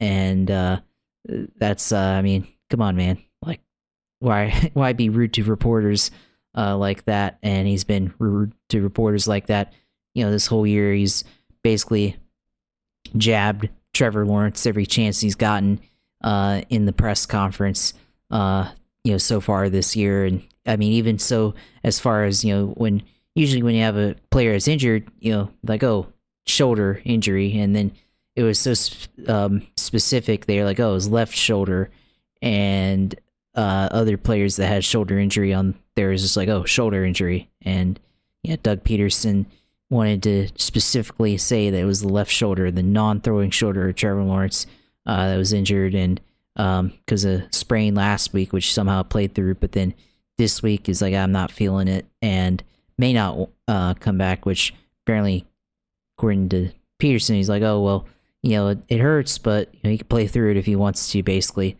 and basically, calling Trevor soft or whatever. And I mean, I think he's just like, yeah, we're 2-7 or 2-8 now.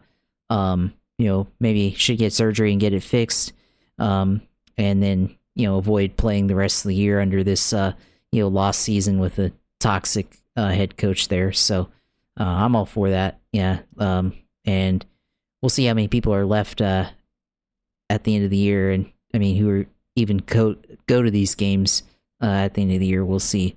But yeah, I may actually bet on the Detroit Lions to win this game. They're 13-point favorites going into Week 11 here in the NFL. So I may actually open the Hard Rock app and go and take the Lions just straight up, or try to take some money on the spread, which I normally do. If I bet on football, I usually just take money line, but I might just like take a parlay. Maybe take a parlay on Mac Jones to have at least one turnover, if that's even possible. Take the under on Brian Thomas Jr., even though I just got his jersey.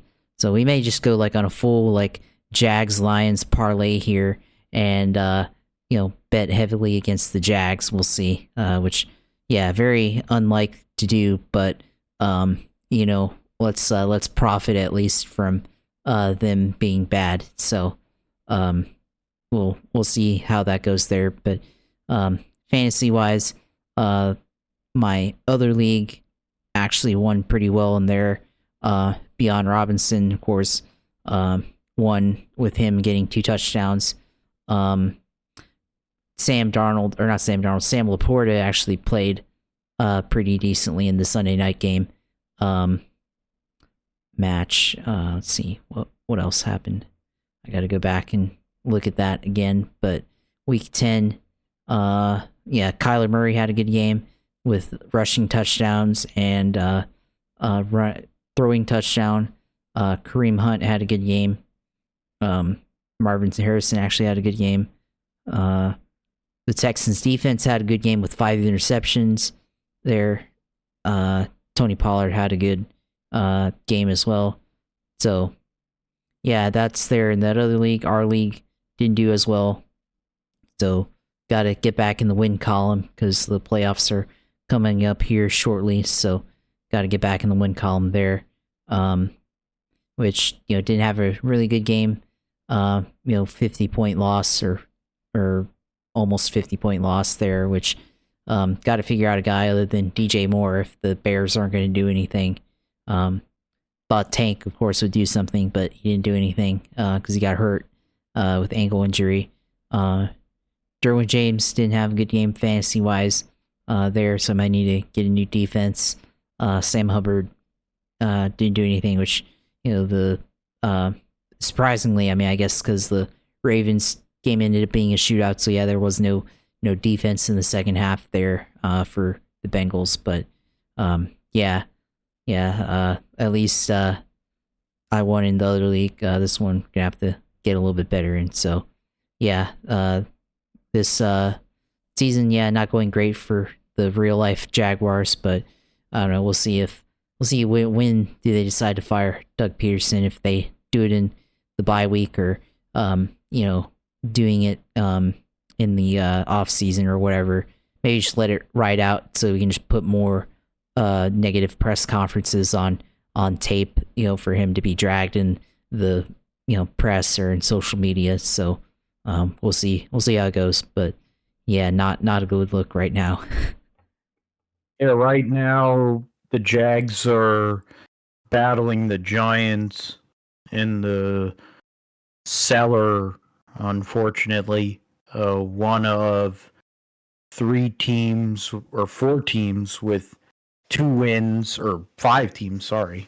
No, with 2 wins. Both the Giants and Jags have 8 losses. You can, I mean, right now the teams with 3 wins, like, good God, man. Yeah. The AFC, it's very top heavy in the AFC. You have, after you get past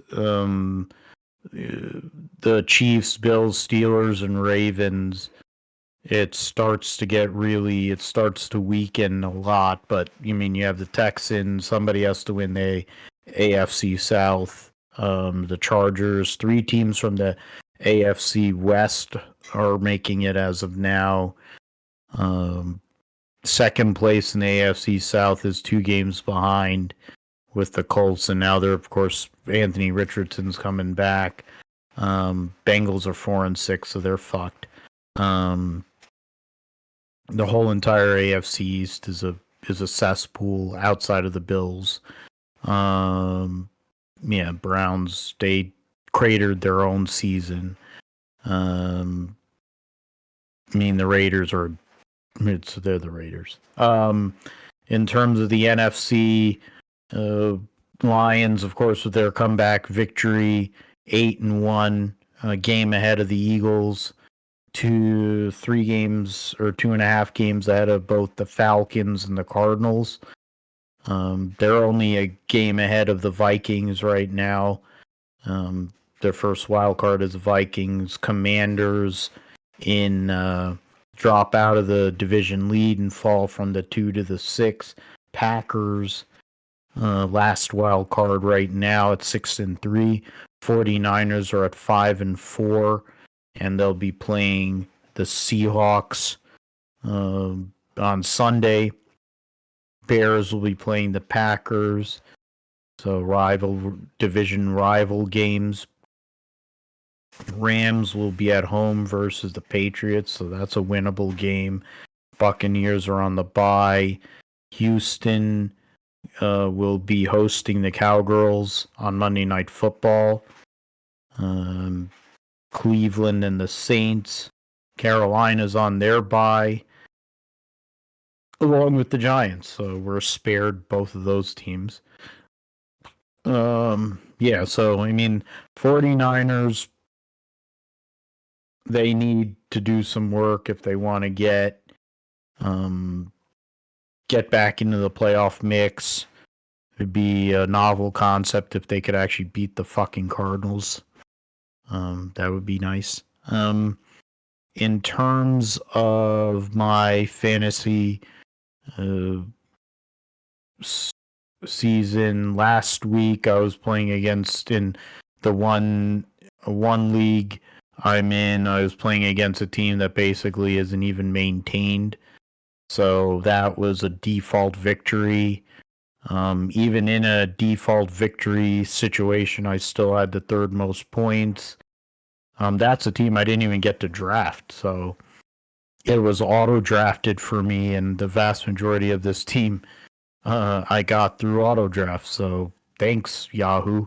If I win this league, which I should have won it last year, but if I do win this league this year, I can thank Yahoo for it. Brock Purdy, 350 yards, 2 touchdowns. Kareem Hunt did some work there. Jonathan Taylor, Derrick Henry. My wide receivers are pretty shitty. Bates for Detroit with those 2 long field goals got me the points I needed, and then the Chargers defense has been solid most of the season. So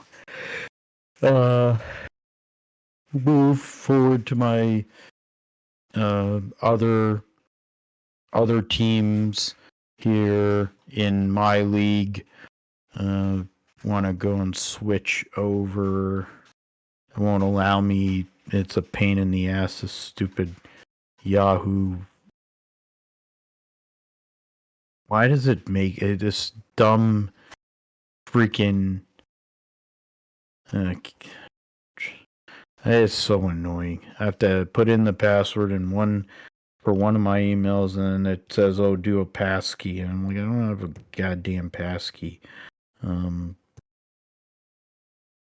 So there's that there. Alrighty. So moving to that. Holy crap. Victor Wembanyama got 50 to lead the Spurs to victory, and then Giannis scored 59. Okay. There you go. Then that is crazy. They'll be talking about that tomorrow on Inside the NBA.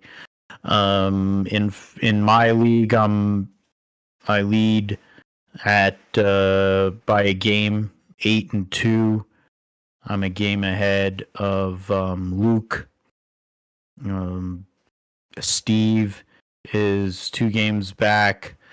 Right now, the battle for the last 3 spots. 3 teams are 5-5. Josh is right outside there, a game behind that with Manny, and then Vic and Jeff are only 2 games out. So all to play for right now. Nobody really pulling away, so to speak. I mean, I have a 3-game lead over what would be the current cutoff, but still a lot of season left. A lot to go here. I mean, last week I was able to get Joe in a tight matchup. Jeff actually got a win over Vic, and Josh was against Steve. I mean, Steve's just tough. Luke had second high points. Wilson had high points for the week last week. I have to go and put that in. And Joe had actually had nearly 250 in week 9. Who did he have? He had Darnold. Alvin Kamara at 40. Okay. Because he had the bonus because of the 150 yards. Kermit, 291, 3 touchdowns. Oh, Kyle Hamilton at 23 points. That'll do it. Devontae, like all these guys were double digits. He had Will Anderson, and he put up a donut, and he still had 249 points almost. So, and that unfortunately took place against you, so I'm sorry. But I will say Foye Oluwakan is that guy, so I at least you have him. And you have Josh Hines Allen when he decides to show up, and there are people there. You just need to get rid of your coach and your GM and start over. Maybe call Tom Coughlin back from the dead. Who knows?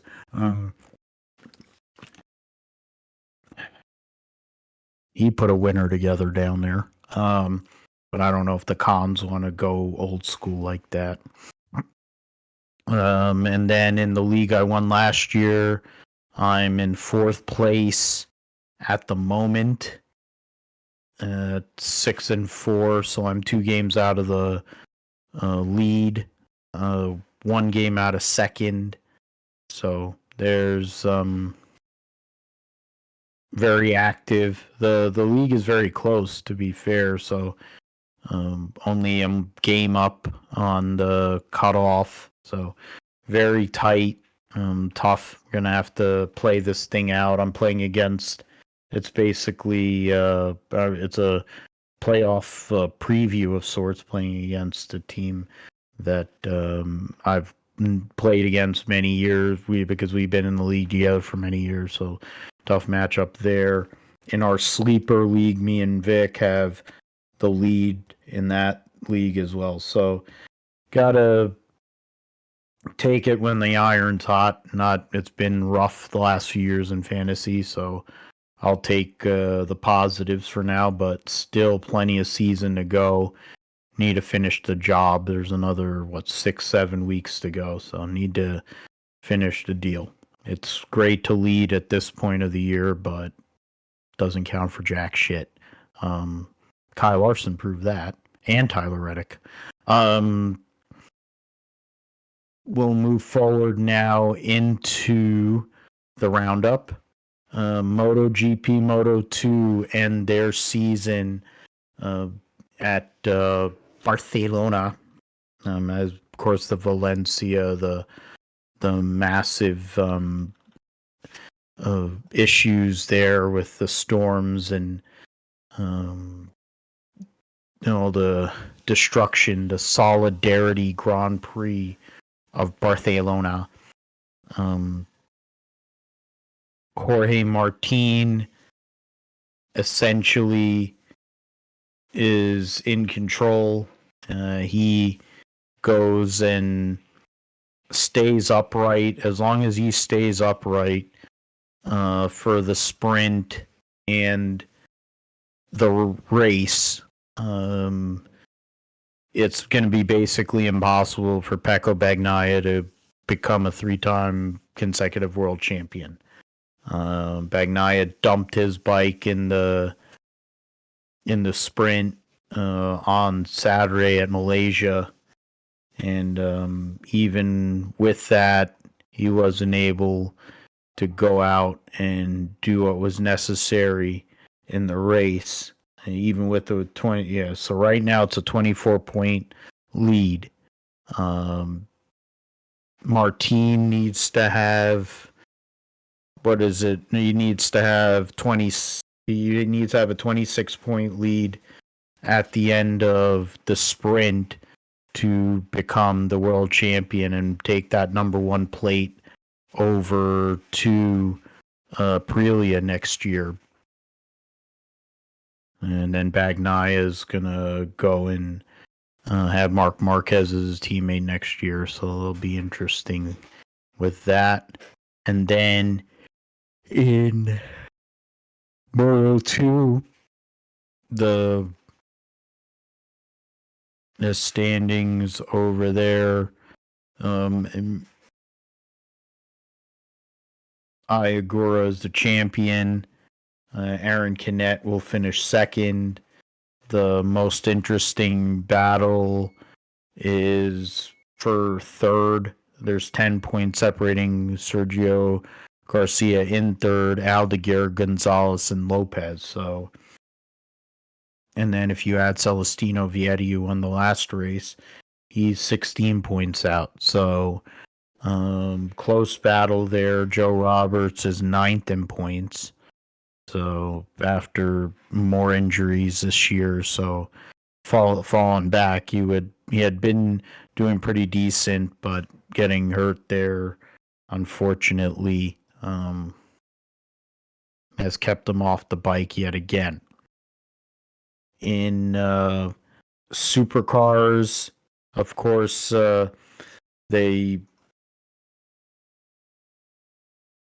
Will Brown is the champion, taking over SVG's ride. Went out there, and then in terms of the team's results, Red Bull and Pole trying to win the team's title again. Will Brown the champion over his teammate Brock Feeney, Chaz Mostert, Cam Waters, Matt Payne. Round out your top 5. Matt Payne is only 22 points ahead of James Golding for 5th, so that'll be something to look at. Thomas Randall's also in that mix as well.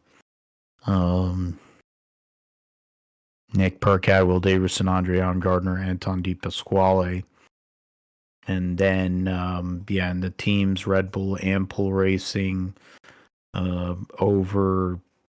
Yeah, they got that, so that doesn't matter. I'm not going to bother with that. Racing in Adelaide to finish the 2024 championship. Supercars, Josh mentioned, they're going to go to a somewhat of a playoff format, elimination style deal to make it a little more interesting. We'll see how interesting that really is if the parity isn't adjusted for the championship. And then, last but not least, the NHRA World Finals at Pomona. Austin Prock will get to officially hold the Funny Car Championship, and after taking over Robert Height's car, he's gone out there and done what is necessary, and he will become a Funny Car champion. Gage Herrera, outside of Matt Smith having an epic weekend, Gage Herrera will repeat as a Pro Stock Motorcycle champion. Don't know what that is on the boom on the freaking mic cover there, but Richard Gadsden only 3 points out of Hector Rana Jr., so that'll be a battle to look at. There's some close battles behind that. Chase Van Zandt, Angie Smith, et cetera, et cetera. John Hall, Gianna Varisto. So there's that. In Pro Stock Car, the battle is between Aaron Stanfield, Dallas Glenn. Of course, Greg Anderson's also in that, 56 points. So 32 points between Stanfield and Dallas Glenn. So, and Anderson's minus 56. So 2 KB Titan cars versus the 1 Elite Motorsports car. Enders and Coughlin, both, of course, Elite cars, are 4th and 5th, so they'll be helping Aaron Stanfield in whatever way they can. That's where it's going to get fun because of the rivalry those two teams have, and then the championship battle being in there as well. Proc beating, of course, the John Force car, because it's not John Force driving right now, it's Jack Beckman. So for Proc to go out there and become a Funny Car champion with his dad and his brother tuning on the car, it's a pretty big deal. Then in top field, Justin Ashley, 44 points ahead of Antron Brown, 45 points ahead of Sean Langdon, 85 Coletta Torrance, 93 on Clay Milliken. So the math is there for all those guys, but it's really Ashley, Brown, and Langdon. Brown, of course, 3-time champion, or how many championships he has. Langdon has won the top field title before. Ashley trying to go for his first title. Tony Stewart tied with Sean Reed for 10th in points or 9th in points, but also on Baby Watch. Leah's going to give birth any day now, so we'll see if she can hold out long enough for Tony to finish out the season, or if he gets called to go out and, as he says, hang out in the waiting room with a cooler and beers while they put the baby through the car wash thing, and then once that's over, he'll go and come in and see his new baby son. But we'll see if he actually is in the delivery room when that takes place. All right, so in Formula One news, Niels Wittich, the driver, the F1 race director for the last couple of years, gets gets knocked out. Fortunately, yeah. So I mean, it seems like yeah. I mean, it's yet another FIA move. I mean, Ben Suliam has got so many problems going on, not just brought on by himself because he's a hack, but like the way they're calling the not just calling it races, but the penalties and things like that. So there's rumors whether Wittich left on his own or if they fired him. So that's not great leading into Vegas. You have Greg Maffei will be leaving as the CEO of Liberty Media. So that's interesting. So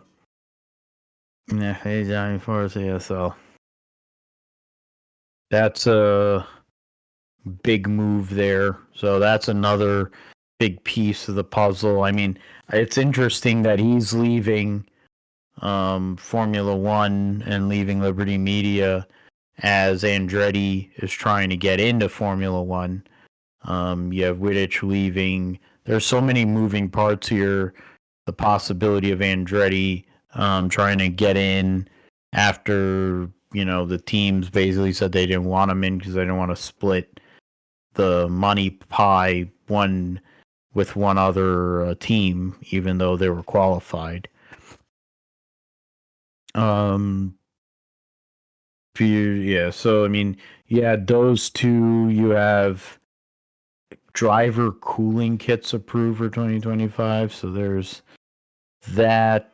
When does F3 racers produce? Yeah. Martinez. Yeah, Alpine will use Mercedes power units in 2026. Become a customer team, basically taking over what Aston Martin had, because now after 2025, Aston Martin will be the Honda factory team. So Mercedes will continue to have 3 customers, and they'll still supply 4 teams. So I would look at Ferrari if Andretti were to come in to Formula One. I guess they would be the power unit provider for them. So they'd be providing the power units for both American efforts, if that was the case, because now Alpine's out of play. And then Red Bull, of course, has their own power unit that they're badging a Ford, but it's their own powertrain. So cleared that, which is whatever. Ferrari going in. Lewis will be driving his first time driving for Ferrari will be in an old car, so he's allowed to actually drive. And then, I mean, other stuff with Vegas and whatever, which we'll get into more next week. But, Josh, you had any comments on that? And then afterwards, obviously, you can get into your sim segment. Let us know what's going on in iRacing and gaming. Yeah, obviously there's a lot to get into on the iRacing side. A lot of big news coming out in sim racing here. The development update for the end of the year, going into next year, the season 1 2025 cars that they're releasing. They're releasing the Acura NSX GT3, working with HRC and Racers Edge Motorsports to scan the GT3 NSX there. So that's pretty interesting. So a lot of road content as well. Supercars next year, the Gen 3 Gen 3 Ford Mustang and Camaro be out next year. BMW M2 for racing at the rookie level. They're racing, and then the big one here for new cars, the Ferrari 499 prototype or P. So that will be in the endurance series, in the GTP class, and they'll have a prototype challenge series there. So this is a very road heavy update here coming up, and oval racing people look forward to more stuff later in the year. New tracks that they're building, and releasing the Thruxton circuit, expanding UK track, which BTCC there raced there a bunch. So they've done a really good job scanning the track. They got a picture here of the curb at one of their turns. Very accurate in their rendering here on iRacing. So compared to real life, so that looks like they will have a lot of detail there in that. And there's another update here with the dirt track, Hussett Speedway in South Dakota, and they've being featured in the iRacing sim and also in World of Outlaws Dirt Racing 24 as DLC there.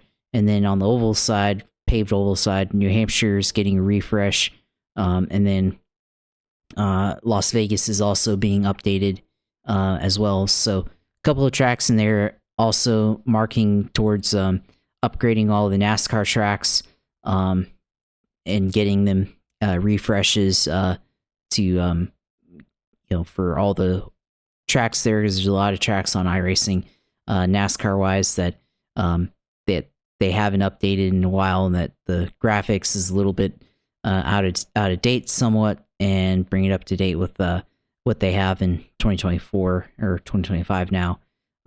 New features that they're having on iRacing, they're improving the dynamic track elements with a debris refresh, so they'll be able to render track and render dynamic gravel and mud, and set I guess they can set areas of the track to have a lot of debris, which is a factor in real life that they don't currently have. Like say, for example, shoulder of the road along Mulsanne Straight at Le Mans is littered with debris in real life, and racers avoid it. In iRacing, it's pristine and has led to unrealistic racing lines, and I guess this debris refresh will solve that problem, so that should make that interesting. AI improvements as well. Tire model enhancements here for the GTP class and LMP2, and they're working to add that to NASCAR Cup and the other oval cars. The benefits include better dynamic response, feeling like real-life tires, more like real-life tires. And when you first load them, they respond quickly. As you sustain loads, they soften up. You can lean on them. They feel much more in sync with your driving inputs. Previous tires, you might have felt like you were waiting for the tires to respond. This is much better now. Secondary benefits, new degradation mechanism, and I guess improving tire wear.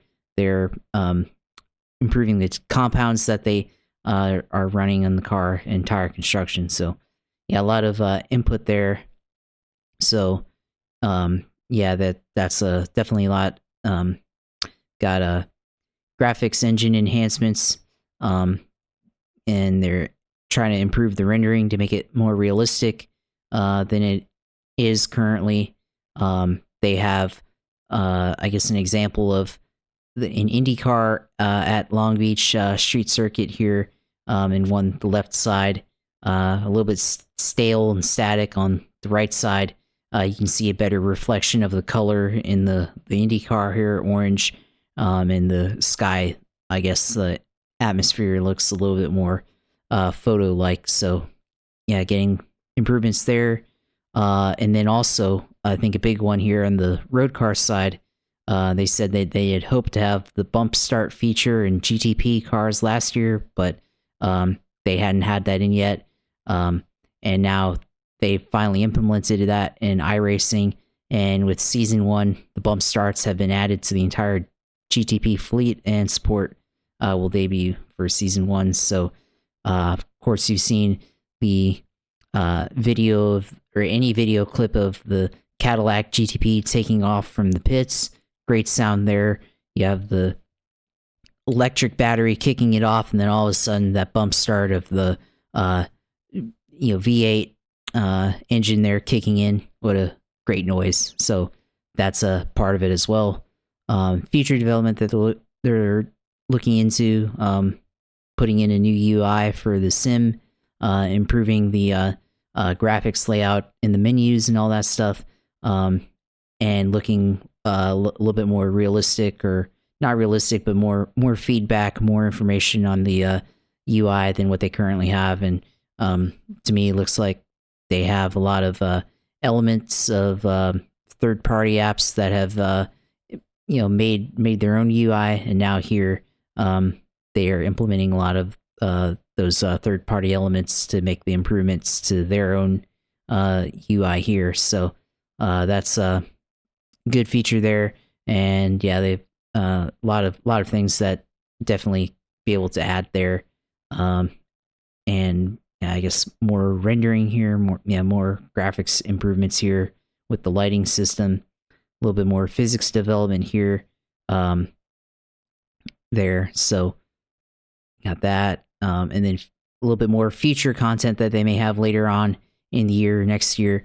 The Gen 4 stock car, they've shown hints that they were scanning the engine from one of Dale Jr.'s cars from the Super Speedway era that he ran. And then they've also scanned Jeff Gordon's 2005 car that he won at in Talladega with Star Wars on the hood. One of the most dominant performances by a Super Speedway car ever, with Jeff Gordon leading most of that race and winning pretty handedly at Talladega that year in May 2005. They're scanning that.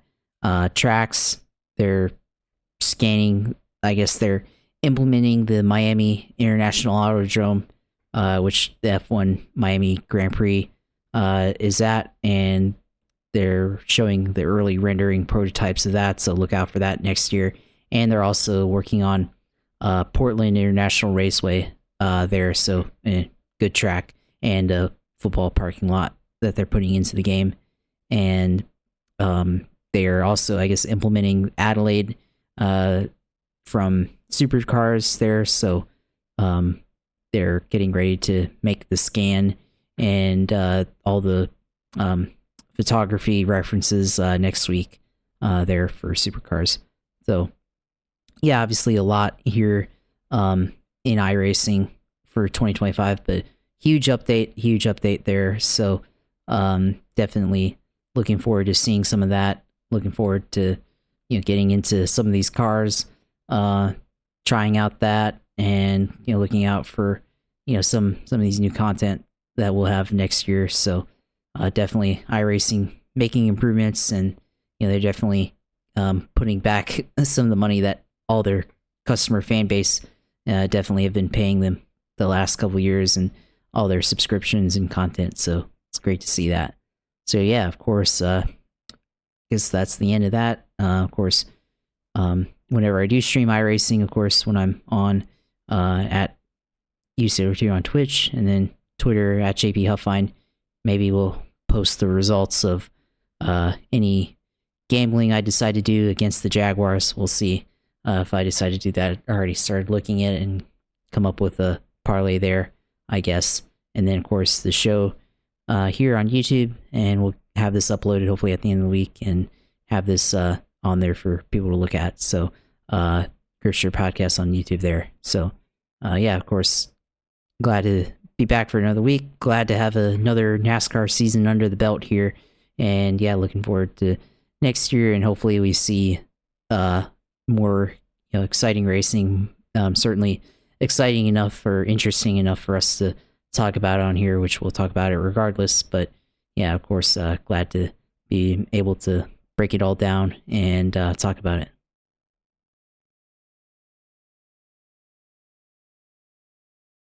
Sorry, looking at Alexa Landestoy on Instagram.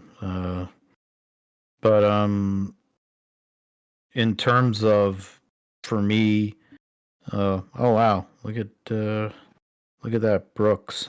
Brooks dancing around. Okay, he's happy for now. In terms of for me on socials, you can find me on Instagram, I guess Threads, but I went off of that. PGMGSP28. You can find me on Twitter for now. In terms of, thank you. Yeah. You can find me at PGMatthew28 there. On Twitter, and then in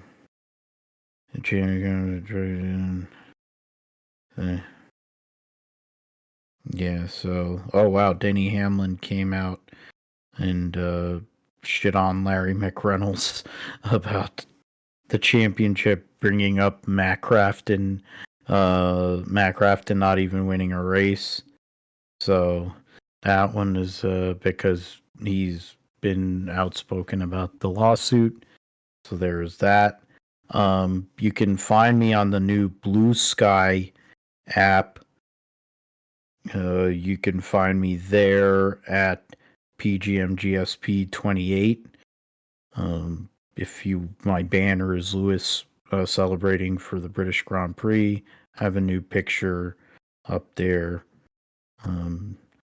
So there's that. You can find us at GripStripPod on Twitter. Probably move that also over here. And yeah, of course, wouldn't want to do it to anyone else. Always great to talk and chop it up in regards to racing and sports. Of course, another year almost done in racing. We only have basically Formula One left after this weekend. Just crazy. So 5 seasons in, and we'll see how long this can go. But always great for us to go and hang out and do this. And thank you to the listeners who do listen to us and subscribe.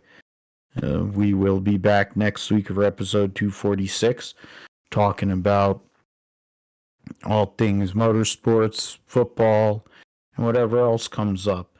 We'll talk about here on the Gripstrip Podcast. So for Josh, I'm Phil, and thanks for listening, and we'll see you next time.